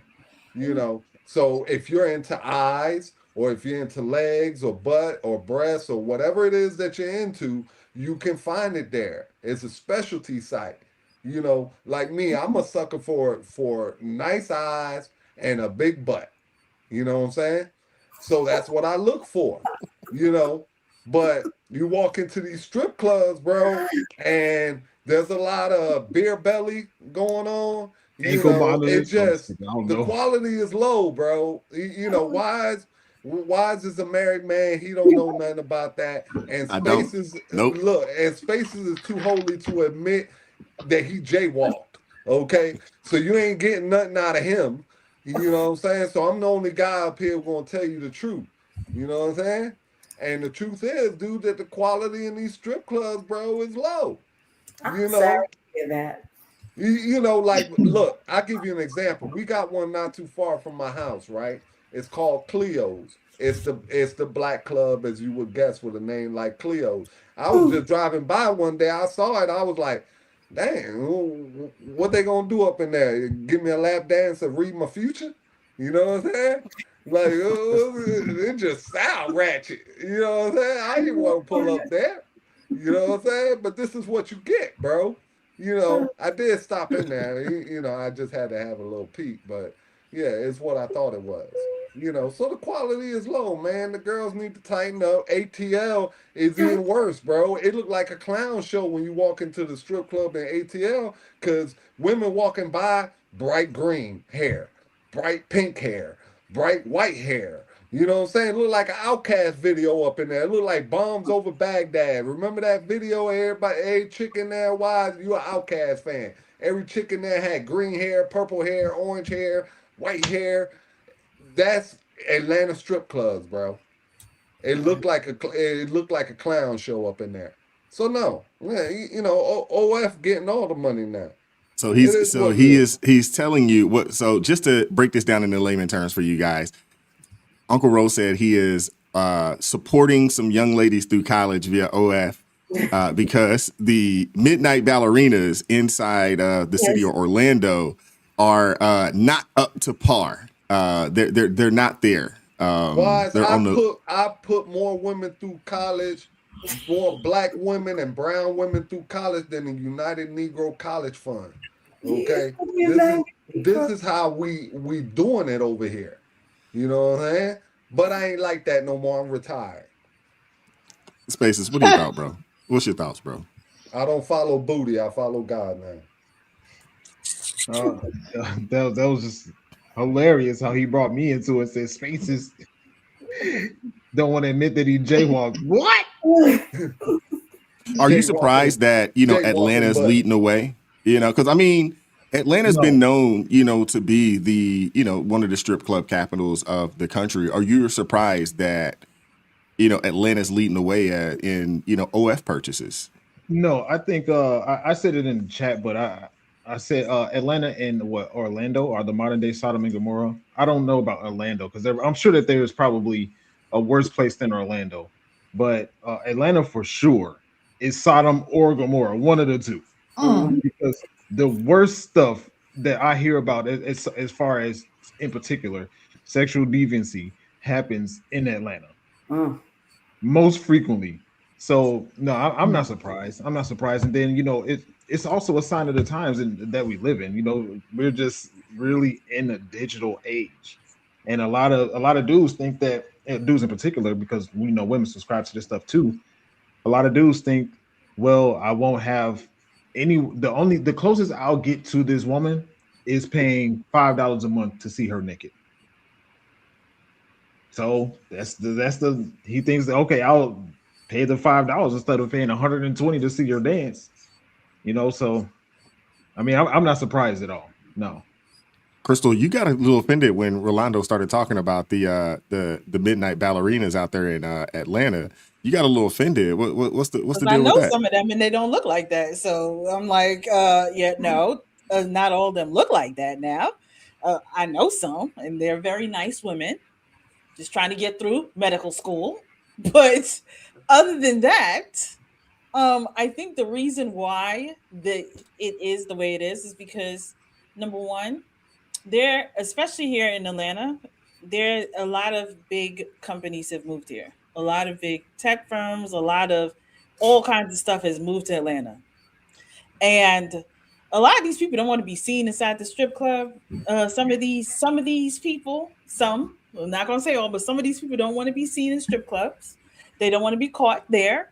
Some of these people are married. They don't want to be caught there. They like to, as that one man said to me, I like to wipe my feet before I get in the house. So they would rather keep everything clean around them while they do the foolishness that they do privately. So they'd rather do OF because they're not going to get caught in any of their activities. And again, we are in a digital age where majority of these people, they just love everything digital. They want to buy clothes digitally. They want to make friends digitally. They want to eat digitally. They want to do everything digitally. So it does make sense that they're like that. And then lastly, the way people be shooting, using their weapons nowadays, especially how people they go out and they don't act like they got sense. It's safer for you to do all of your debauchery in private than it is to be out in public, because every time you turn around, there's some kind of violence. I just had a friend, he put on Facebook where he was literally sitting out on his balcony looking out, recording some kids walking down the street with AKs, just looking for somebody to rob. So that just tell you don't want to be out here in the middle of the night just doing anything. You don't want to be out here in the strip club getting all twisted and then leaving and then somebody robbing you. It's better for them to stay home and do their debauchery. But I just say, read the Bible. No need to go on OF. Go read the Bible. How about that? That is my advice to all of you. Read your Bible. They better rob me before I get in the club, because they rob me after the club. I'm broke as a joke. Michonne, get in there. I don't even know. I don't even know.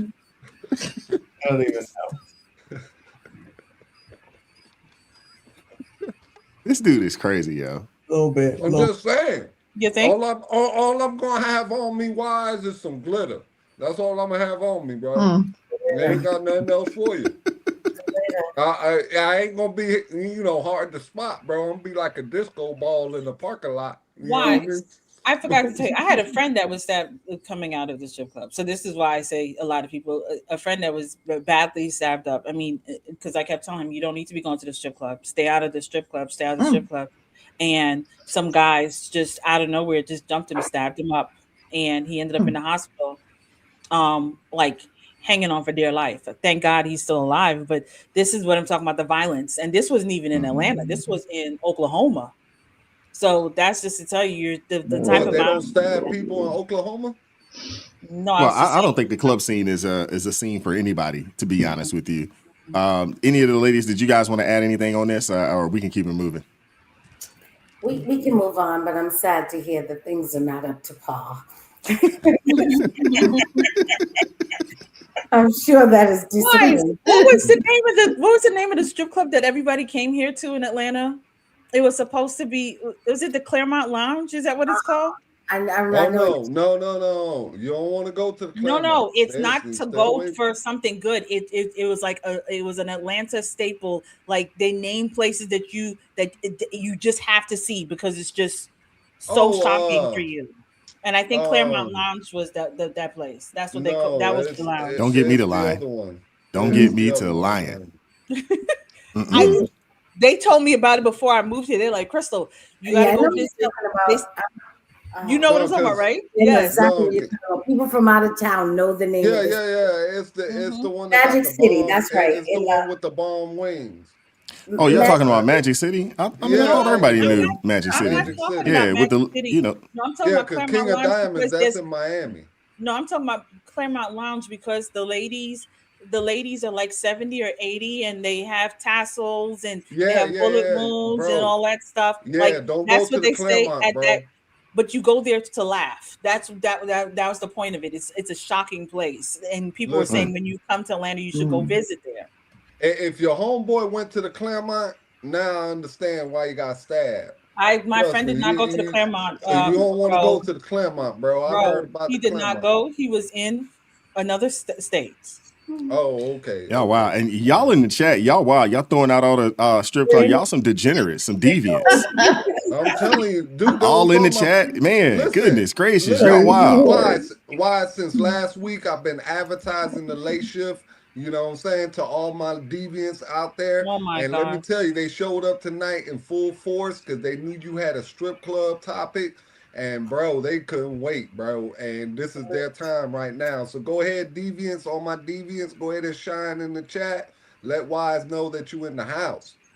Thank you, Jay We Miranda. She represent. confirmed that it was Claremont. Thank you, Jay It is the Miranda. Claremont. Okay. Okay. Yeah. I've never heard of it. I never heard went, of but I it. heard about it. Yeah. Oh yeah. Okay. I've heard of it too. Right. Interesting. Let's keep it moving. This is the last topic of the day, and we're gonna get up out of here. Let me play this out. Yo, man introduces a new dating concept of financial celibacy. Yo, I've been saying this for the longest time. The same way that, the only way a woman can truly know if a man is truly for them is by keeping their legs closed. Same thing applies to men. Fellas, if you want to know if she's truly for you, keep your wallets closed. No, for real though. Ladies, are y'all going for this? If you dating a guy, he's a great guy, but y'all pop out, y'all go grab some food, bill come and he hit you with the, it's a little too soon for me. I'm saving myself for marriage.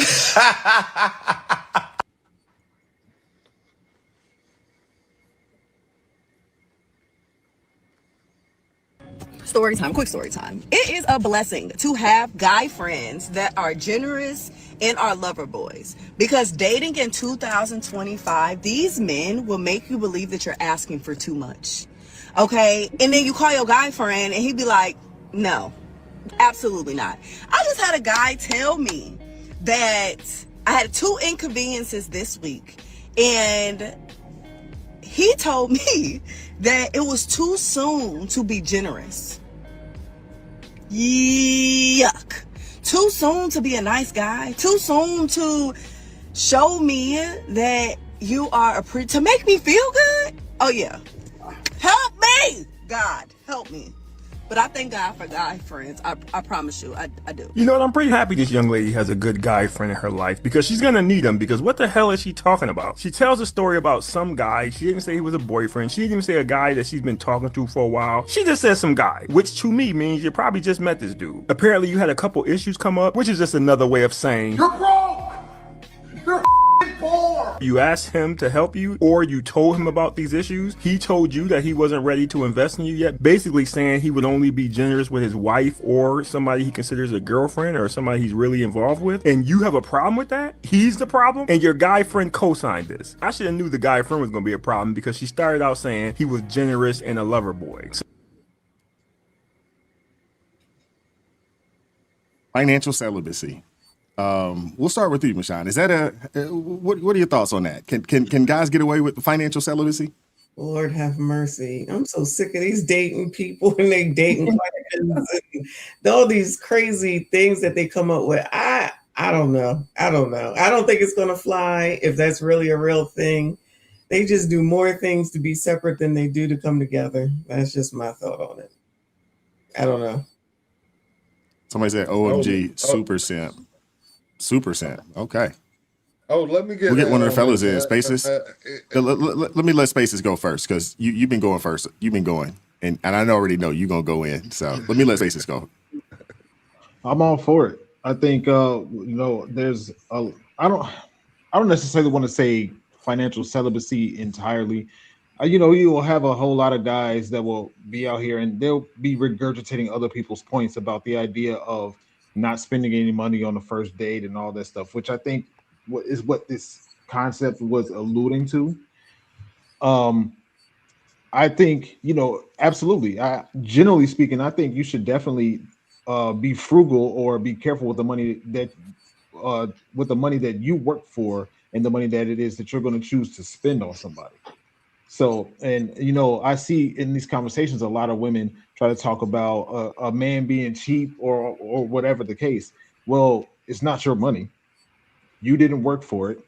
If a man makes $25 an hour, hypothetically, And we talked a few weeks ago about the whole idea of a woman wanting a man to take her on a $200 date. Well, how many hours of his time went into that one date that there's a good chance that you might not call him back on. So no, I'm definitely, I wouldn't necessarily say, because I'm not going to say, another thing men say is don't spend any money, which is stupid.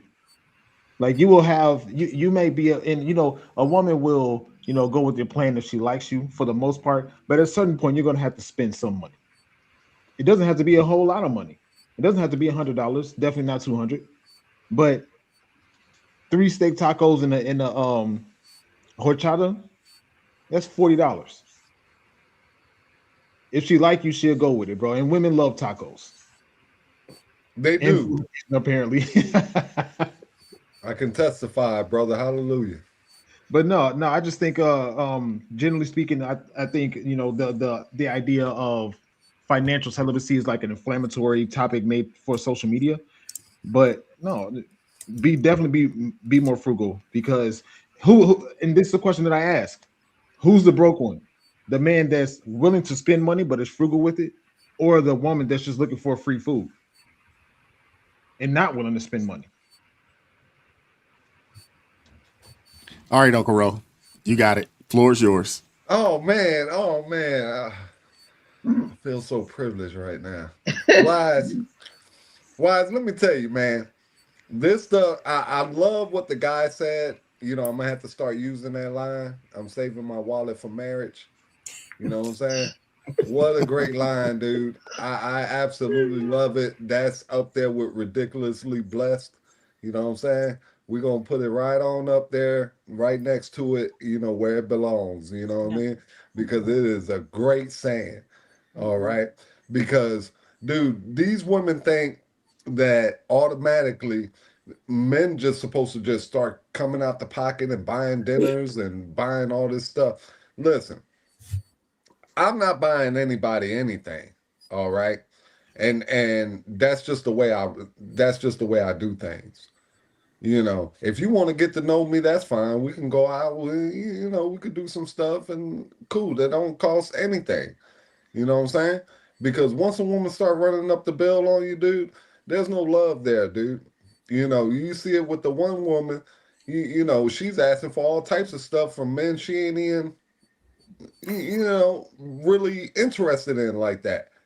Because I'm going to tell you right now, dude, if you ask me for money, my money come attached with my private.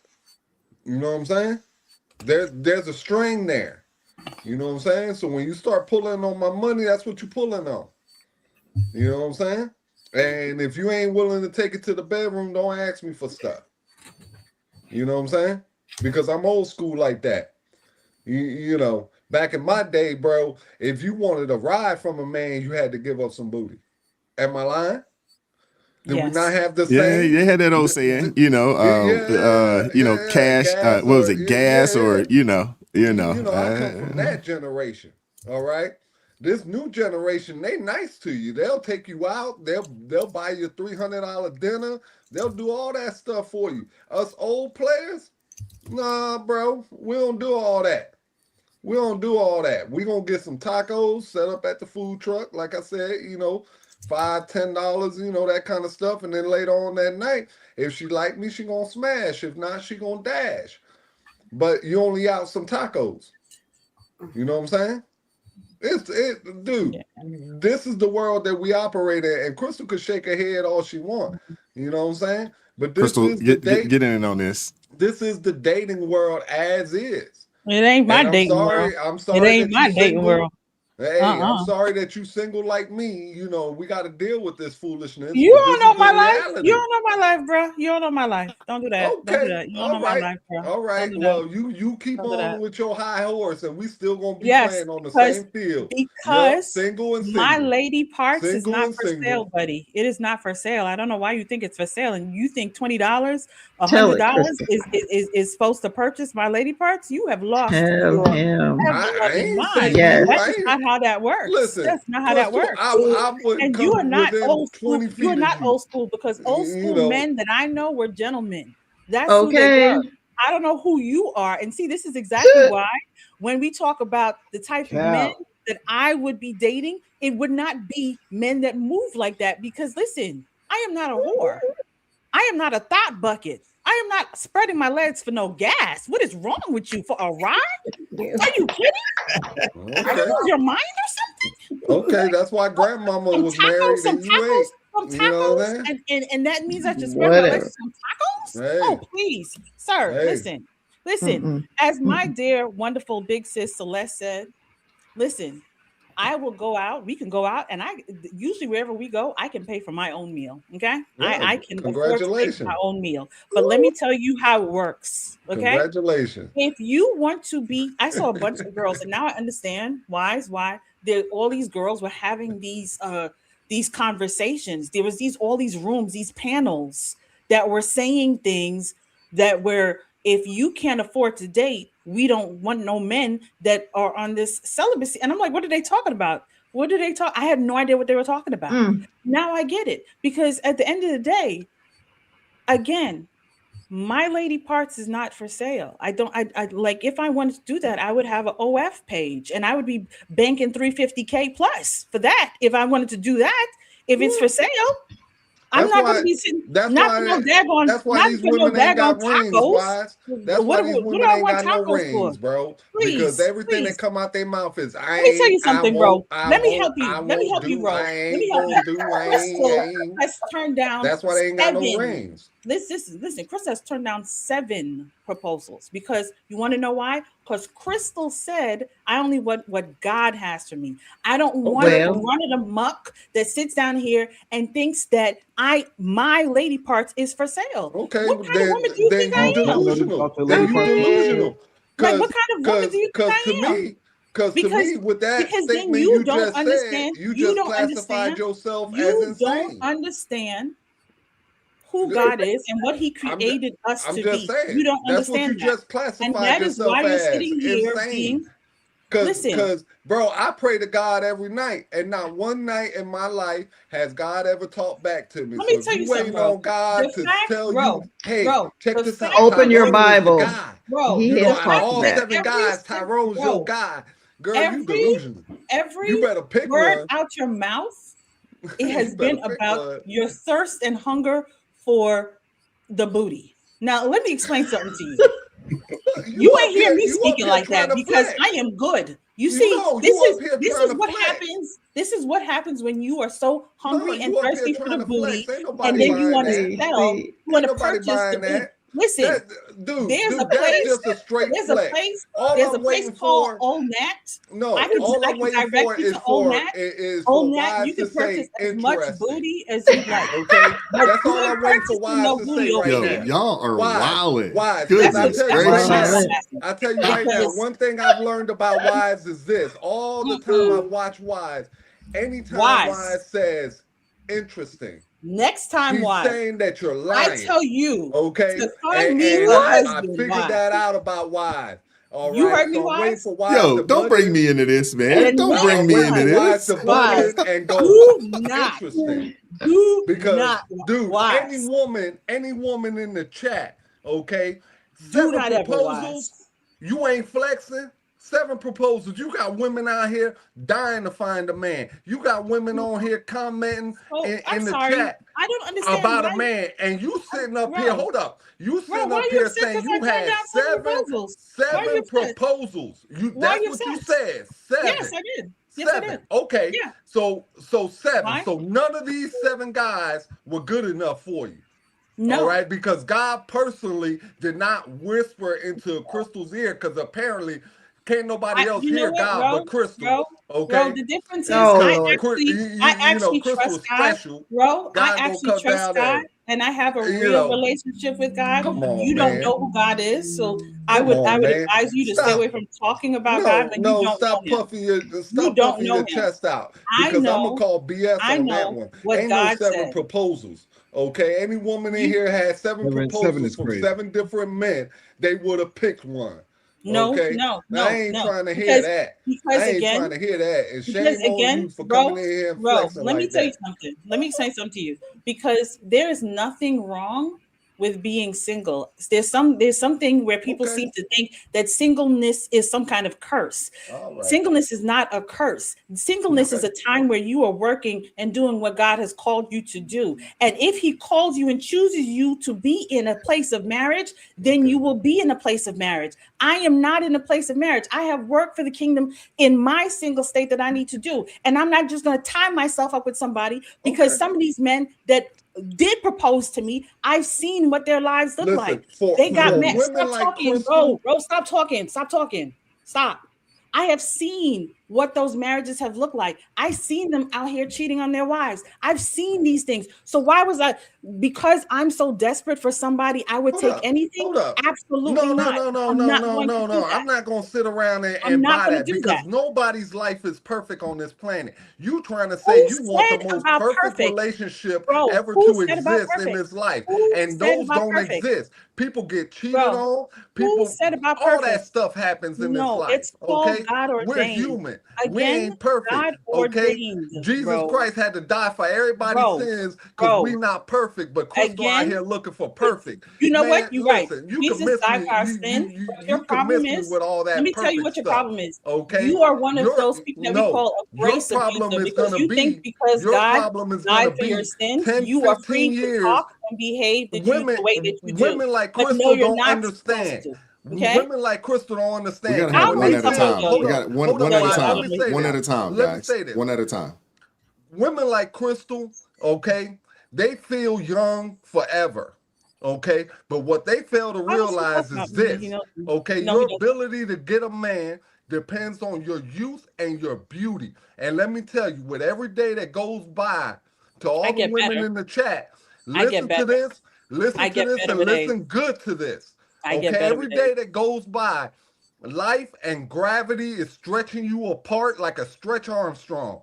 Okay, and by the time you get 50 and you get 60, I get better okay, with you age. better have somebody who love you, who Coping love mechanisms. all the cracks in your face, who love all the I get better with wrinkles, age. who love everything about you. Because once you get up there, ain't many men on that floor. I get better with Okay, age. so don't listen to what Crystal is talking about. If you got 7 proposals on the table, pick one. Yes. Know that your relationship ain't gonna be picture perfect. You're gonna have to Mm-hmm. work at it. You're gonna have to Mm-hmm. put in some work, Mm-hmm. okay, and get your life started. Because women like Crystal end Is up Ro done? alone. And I'm trying to Wise? Is tell Ro you done? Because he's that's been not the cutting me off road you this want to entire go time. down. Okay, Ro so has been cutting grab me off your this man entire right time. So now. let me know when Grab he's your done. man right now. All right, because remember this show. All right, because if Crystal makes it to 60, 70, 80, which I hope you do, and you ain't got no man, I'll be fine. everybody's gonna come back to this show and say I'll be fine. Crystal had 7 proposals on the table and didn't take one. And Wise, let me tell you this one thing. Okay, Quickly. there's and a then I joke can Quickly. out finally there speak. that And Quickly. then I says can there's a finally speak. man who Yes. took a boat out to the middle of the ocean. Okay, the boat ended up getting a hole in it and sinking. The guy's out in the ocean and he's treading water. The guy prays to God and said, God, please, if you help me make it out of this, I will never do what XYZ. Okay. Boom. The guy's treading water.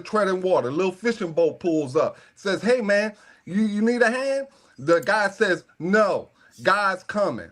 The fisherman goes off. Another boat pulls up. Bigger boat, shrimping boat. Says, hey, man, look like you in trouble. You need a hand? The guy says, no, God's got this. Third boat comes along. A cruise ship says the same thing. No, God's got this. The man drowned. The man get to heaven. He asked God. He said, hey, God, why didn't you save me? God said, I sent 3 boats. Okay? That's what Crystal. When Crystal prays and say, God, I ain't got no man, God gonna look at you and say, I sent you 7. And you ain't picked one. All right, Crystal, I'm gonna give you the ability to refute to that, and then I want to get the ladies in, and we got to get up out of here, man. We're like 30 minutes over where I wanted to be at, but we good. So as I was previously saying, yes, I was proposed to 7 times. I am 45 years old. My first proposal came when I was 18. What I know is that I am not just going to settle down just to say I'm going to settle down. And for all the women out there, no, you don't just settle down just because someone gave you a ring. There are flags that you look around. I pray and ask God always, is this the man I'm supposed to settle down with? And the Lord always reveals something for me. That was a prayer that my mother and my grandmother taught me very young. And I prayed that prayer, and every time the Lord revealed things that I needed to see so that I wouldn't end up in relationships where I would have been beaten, cheated on, side chick, the whole 9 yards.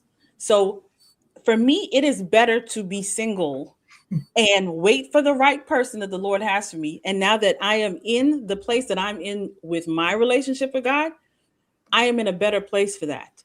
And furthermore, if I reach 60 and 70 years old and I'm still not married, the Lord is not going to say that to me. You know what the Lord is going to say? I have work for you to do, Crystal. And that's the only thing that I'm focused on. Now, as far as the idea about the financial celibacy, I'm part of the group of people that really support those old school men, not the Rolando old school men, the old school men. I like men like my grandfather, like my father, men of their word, men of God, men that are not purchasing your lady parts for $20 gas and tacos. Okay. I don't want a man that thinks like that, because that's that machismo, think that you are the housemaid or something like that, not your partner. Rolando mindset is you are there to please him, and that's that. I want a kingdom marriage, and I'd rather wait for a kingdom marriage than sit down here and play in this pond where all these men want to be purchasing lady parts for tacos and $20 and a ride to the gas station, apparently. That's crazy. Couple super chats I want to read, and then if the ladies, Dion or Celeste want to add anything, we're gonna get up out of here. Couple quick super chats to read real fast. Shout out to Energizer Bunny coming with the $5 super chat. Says we almost made it without Ro being out of line. Shaking my head. Yeah, we didn't make it. Not today. Shout out to Papa Died coming through with the $5 super chat. Says Ro, here's your stripper club reading your future. Okay. You're gonna be broke and need penicillin. Goodness gracious, they coming for you, Ro. They coming for you in the chat, bro. Papa Died again with the $5 super chat. Says, Wise, I was told to get you to ask Ro if the first stop after he leaves the club is a Walgreens. He's gonna need another itch that he can't scratch. Okay. No, Papa Died. Anytime I leave the strip club, dude, I go directly to your sister's house. Okay. That's just low blow. Golly, come on, Ro. Just saying. Come on, Ro. I'm just saying. I gotta be honest. You know what I'm saying? Death Reaper with the $2 super chat. Said winter is here. Don't and thank you, Death Reaper coming through with the $2 super chat. Says you're not gonna tell me this is generational. Okay. Celeste, Dion, did you guys want to add anything? I do, but the chat is demanding that Messy speak. So please, Messy, they want you. I have nothing to say. This is weird. Like y'all already said that this is just in my opinion, just another way for these people to be separated. I'm not commenting on this Ro Crystal thing. No, not at all. But on the original video, it's just more division as far as I'm concerned. Yeah, that's exactly what it is. It's divisive. I'm glad I'm not in that. I'm glad I'm not in that anymore. Exactly. It's too much. It's too much. Hey, Papa Died, don't come for me, bro. You better ask Josh. All right, it ain't gonna work out well for you. You know what I mean? I love you myself. You know what I'm saying? But don't be putting no penicillin remarks in there, bro. I'm clean. You know what I'm saying? Don't be putting out rumors and scaring off all the ladies in the chat, bro. Don't be a hater. Celeste, get in there. So I want to say this. I want to say this really reveals, something very unfortunate. which is the idea that somehow if a man goes on a date and pays for the date and sex doesn't occur, or at least some indication that she likes him or whatever, that he feels shortchanged.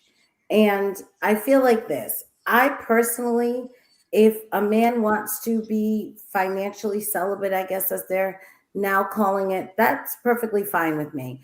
I feel like the person who asked for the date is the one who should pay for it. If you're interested in getting to know me, you should pay for the date. If I were interested in getting to know you, and I'm not, but if I were, then I should pay for the date. However, my thought about this, it's not an equal exchange to saying, well, because women are saving themselves for marriage, men are saving their wallets for marriage. The saving yourself for marriage is advantageous to men. And it's very unfortunate that men don't know how it's advantageous to them or why it's advantageous to them. First of all, it is an opportunity for you to practice some sexual discipline.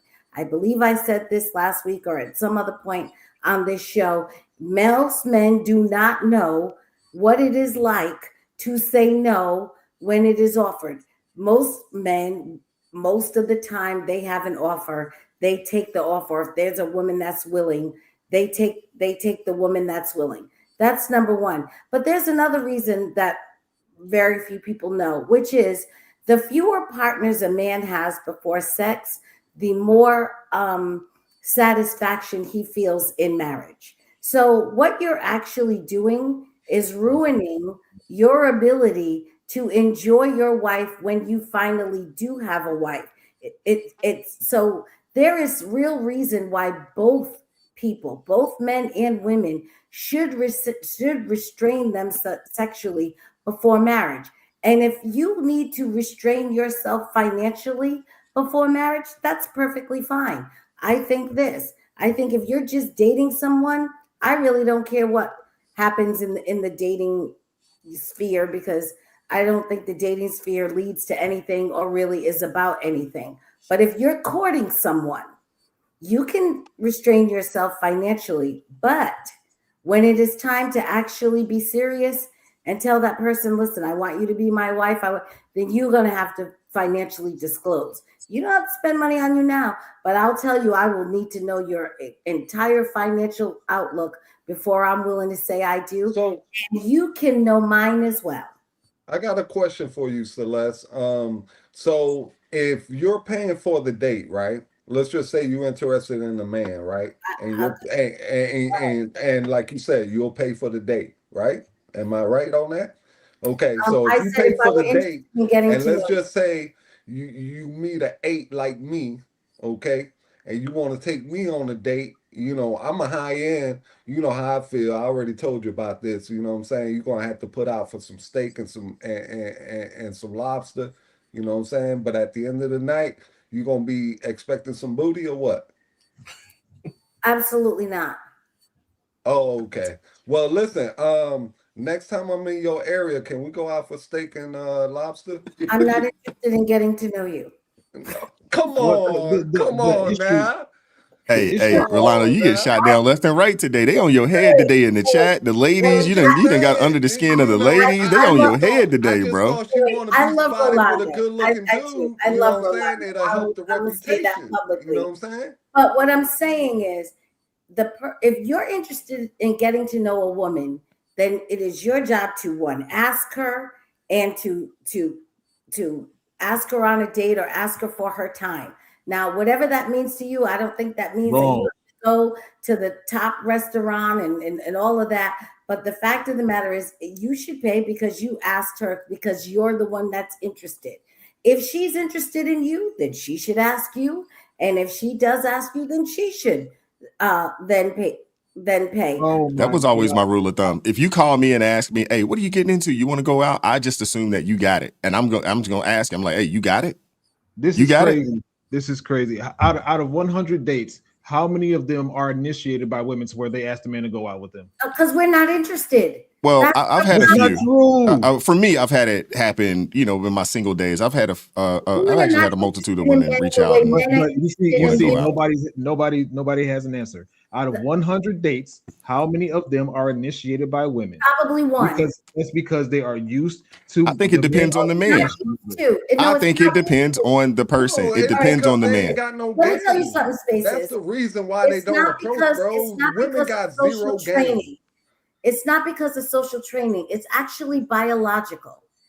And here's the biology. That's my point. Wait. The biology of a woman. The biology of a woman is having to go ask a man or spending time with a man that you don't know. Most women are not interested in men they don't know. What makes a woman interested is actually the process of getting to know them. So in the forefront, if I don't know you, I'm not going to do anything. Almost anything sounds better to me than finding a way to get to you because I don't know you. Now, that's not true. Yes, it is. The women are just scared of getting rejected in the way that men are used to. That's why they don't ask for it. That's not. It's not social training. It's biological. We are built to be wooed. The fact of the matter is spending time with a man is what makes you like him. That's why women like men they work with. They like men at their church. They like men who they've had access to and gotten to know a little bit. Most women do not walk down the street and go, I like those 10 guys. That's not true. Are you serious? No, they don't. Women are not the approachers in the absolute majority of the situation. And if women are meant to be wooed by men, then we can't have the conversation about women asking men out for dates because the absolute majority of dates that happen are never initiated by women because women don't approach men. You're right. That's why they don't. They don't approach men because especially strangers. Now, if you're in, like Wise said, if there's somebody you already know, they already have your number, they've already had some level of access to you, they may call you up and say, hey, what are you getting into? What do you want to do? Most women are not walking up to a strange man saying, hey, sir, I'd like to get to know you. Can I have your phone number? Can I please take you somewhere? First of all, women don't even know if you're not a threat. Women don't even know if you're not. Here we go with the typical. Come on. Let's keep it above board with the idea of women being under some sort of danger by men. Let's keep it above. No. Women are under danger by men. In the absolute majority. Rolando said it today because when he talked about how, listen, men have a biological capacity for violence that women do not possess. That's not true. Do you look up this information? 1 in 4 women are under domestic violence by men, and one in 7 men not saying are under women domestic don't violence by commit women. It's violence. not too much of a difference. Hold on, wait. This I is know there is a crazy. We difference. can't go There there. is a difference. Women don't approach men, so we can't have the conversation of if women ask men out for a date, then they should pay for it because they don't ask. And women don't even communicate like that. They don't even go up to a man. They just put themselves in the way of men in the way that he would make it would be obvious to him that she wants him. They don't initiate that stuff. So we can't compare the two because it's a negligible amount of women that go up to men. What are we talking about? I'm agreeing with you. I'm agreeing with you that it's negligible. On your thing of 1 of 100, I said maybe 1. So I'm agreeing with you. How are we comparing then? Wait, but what we're disagreeing with is why. You're saying that they don't do it because they've been socially trained or pressured not to do it, and they have an expectation of a man. I'm saying that's not the case. I'm saying women are not made. We are not designed to like strangers. Women like men they know. They've had some access to. Women do not think a strange man is necessarily someone usually women meet men in some type of safe situation, like work, like church, a friend of somebody, my cousin, my best friend's cousin. Somehow they've had some access to this man, and in that access, she has come to like him. But it's not because the society has trained her to say, you're a woman and you should just wait for this man. Even if society took that away, women wouldn't do it. That's why they don't. You're proving my point. The absolute majority of women do not even approach men in a direct way to where she asks him where she asks him out on a date. The absolute majority don't. So we can't have a conversation about women asking men out for a date. No, we can still have a conversation. I'm agreeing with you. We don't have to say about asking them out for a date. The question now is, why don't they? We agree with you. Why don't they? It's a multifaceted thing. One of the major things is when you hear a woman saying, I don't approach men, they say that's a man's job. I do that because I'm a woman. And you hear multiple women saying that. All right. Wise, you see how hard it is to be an 8 out here? You see all this you got to deal with when you an 8, bro?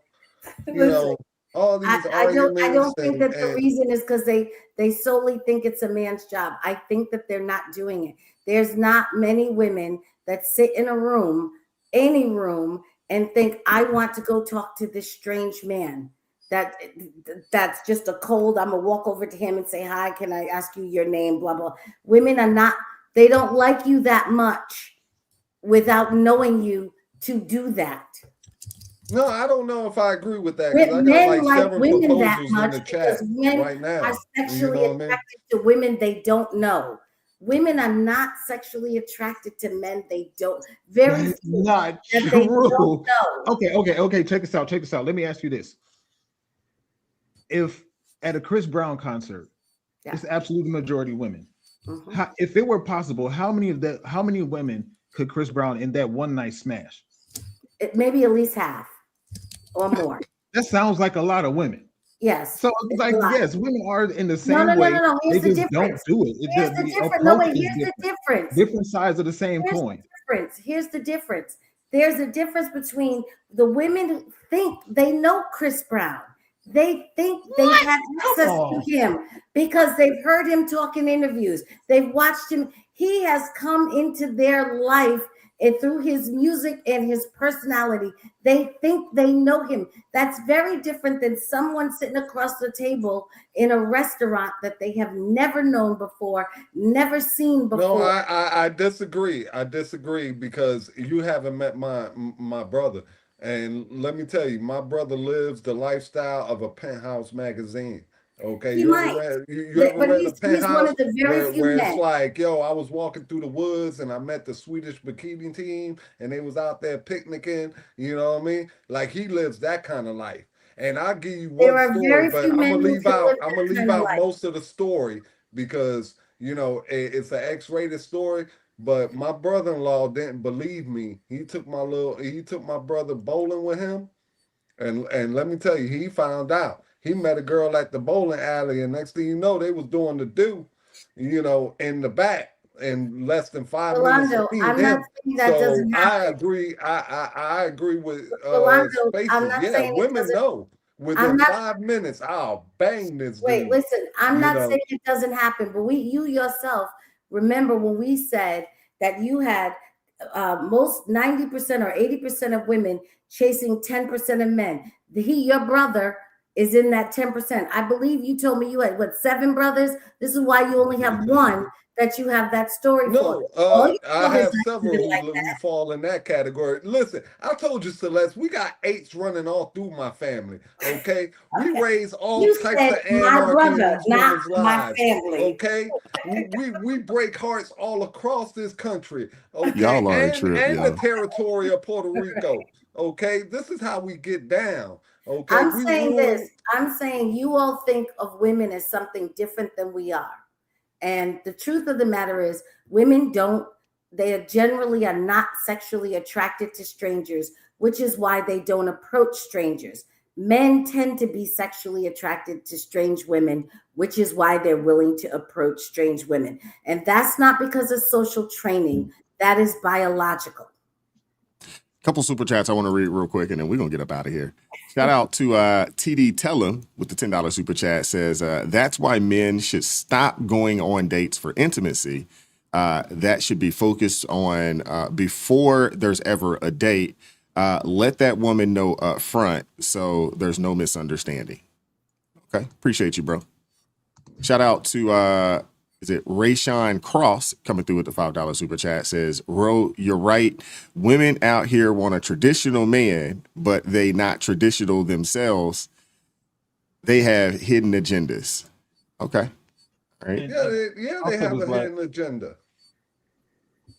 Shout out to TD Tell him with the $5 super chat. Says, intimacy is part of getting to know that woman. If she's not interested in that, move on. Okay. I'll say this like, oh, sorry. I'll wait till you're done. I'm sorry. All right. TD tell him again with the $5 super chat says women don't approach directly. They always go for the indirect. Women shoot their shot playing coy. Facts. I would agree with that. There are some women that are straightforward, but for the most part, they just try to, put themselves in the vicinity, or like Celeste said, I think it was last week, just go fall in front of a man if you're interested in him. Just go trip and fall in front of him. I see them all. And listen, Wise, I see them all the time at Home Depot. They be walking up and down the aisle looking lost, and men don't be talking to them, bro. We in there getting our 2x4s. I seen one of the guys swing around with that 2x4, hit her in the head. We was like, clearance. You know what I'm saying? You gotta get up out of here, girl. This ain't a spot for you. I'm in Lowe's every day. Shout out to Michelle Love coming through with the $5 super chat. Says that's BS, ma'am. Women do like men they don't know. Society has taught women to not approach men. That's why women use cues to get a man's attention. Would you like to respond to that, Celeste? I don't think that they're using cues on strangers. There are very few strange men, a man that you don't know, that you've never seen before, that isn't related to anyone you know. There are and here, this would be my question to the woman that asked that. How many men of all the men you've ever met are you using those cues on? I bet you it's a small fraction. So what I'm saying is, I'm not saying that it's never, ever done. What I'm saying is, if a woman knows 1,000 men, she may do that to 5. It's an extremely small amount, because there are very few men that are going to be a stranger to a woman that she's going to like enough to walk directly up to them and say, hey, sir, what is your name? I'd like to get to know you better. Can I have your phone number? That's very few women are doing that. And I'm telling you, it is not social. It's not social programming. I do believe that we do create social programs in the society to respect the biology. That means that you live in a society that understands your nature. But the nature of a person is, the truth of the matter is, more men are sexually attracted to more women they don't know than women are sexually attracted to men they don't know. So that is so crazy. I refuse to believe that. There's no way. I just use the example of Chris Brown. He could probably, if he could probably smash 90% of those women in one night. Never talk to them. I agree with you on Chris Brown. Never had a conversation with Chris them. Brown might be like Yolanda's brother. When it comes to the direct conversation, when it comes to the direct approach, that's where we are agreeing. When it comes to actually we're agreeing but disagreeing at the same time. When it comes to the direct approaches, that lies with the men. When it comes to the indirect approach, that lies with women. Why don't all men? Did you hear what I said? I do. So Spaces, why don't all men have the same ability to smash the same number of women as Chris Brown? Why not? Star power, because Biggie pulled Faith. All right, wait. Star power. What does that star power mean? What's star power? The women love the man. A lot of women love the man that other women are attracted to. That's what you think the star power is? No, they know who he is. Star power is they think they know him. Exactly. They think they know it. Listen to what you're saying. I know You're what saying. I'm saying. You're No, saying that's true. You're saying two That's things true. Women believe that Chris Brown is two their things at the spirit same animal. time. They think they know Chris Brown, but he still is a complete stranger. But they also don't. No. I never said that. Talk to complete I'm strangers. saying, listen, if you were to do marketing, musicians and rappers and people, these people are marketed to do what? What is the point of their marketing? It is to make their customer identify with them personally. That's what sets the star apart. Based on sexual desire when we're talking about Chris Brown. Yes. So what They still don't know him. What I'm not They know him. What I'm saying This Chris crazy. Brown's, put it this way, Chris Brown's marketer, the person who says, hey, I got a talented kid and I want to make him famous. I want him to have star power. The first thing they're going to think about is how to make him what?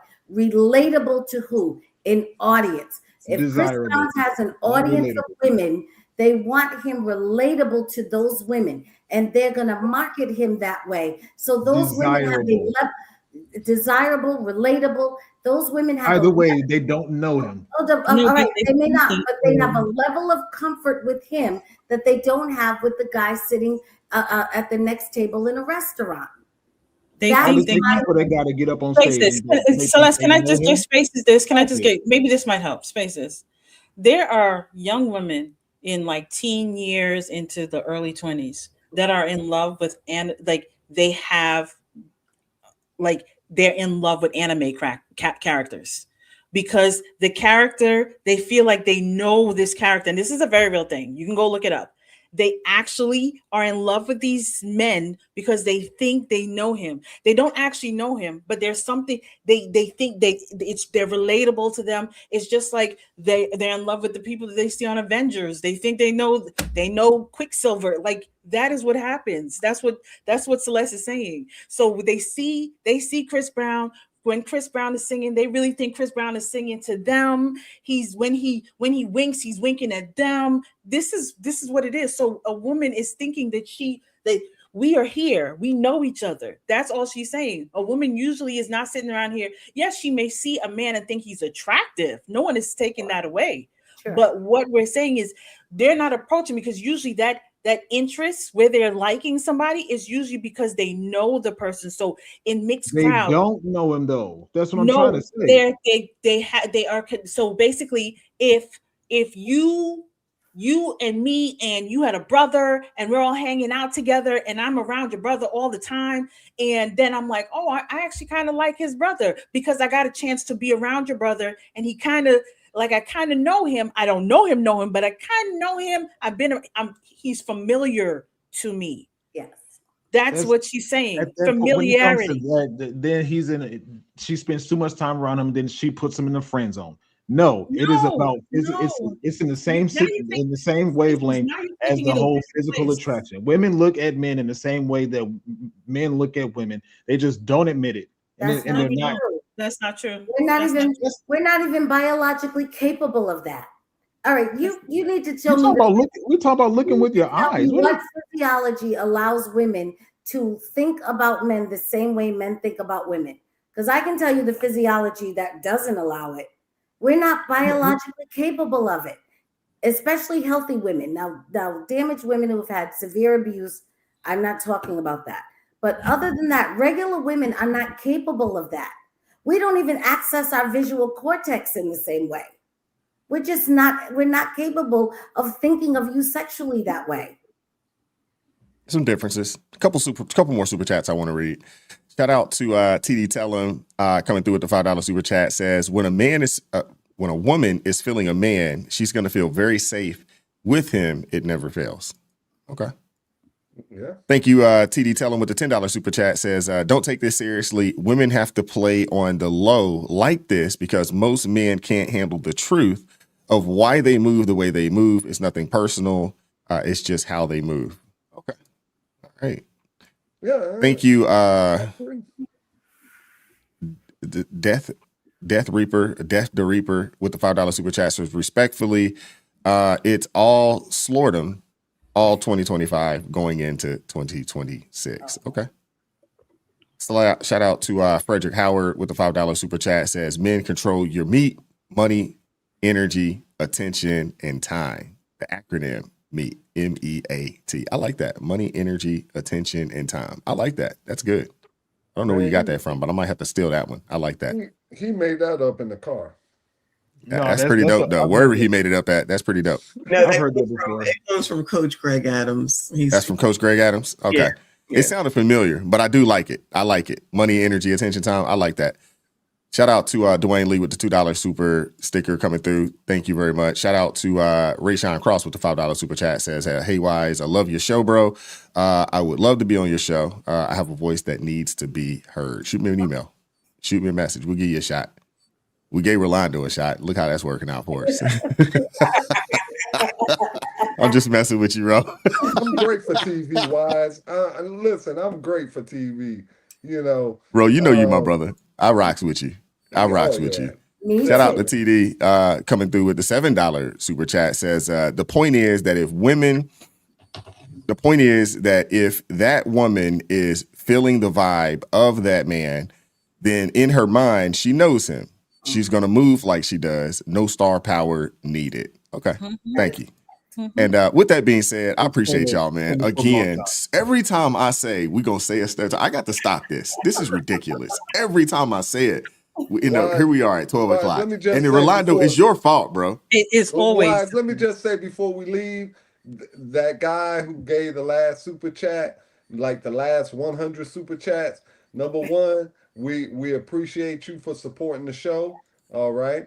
And everybody else who came tonight, we appreciate you, showing up to the show as well. But to that brother, I know he get more butt than a seat on a public bus. You know what I'm saying? He got the gel in his hair. He's giving all this advice about women. Yeah, bro, he got baby mama trauma somewhere. And with that being said, I'm about to pull the Russell Simmons. I appreciate you guys pulling up, man. God bless you guys. Good night. Keep God first. Stay prayed up. We're going to catch up with y'all, man. Y'all take care. Peace. Peace. It's the late shift crew. You already know. Handling this, stacking chips, money flow. It is what it is. Don't play with me. I'm on time, but it's the late shift.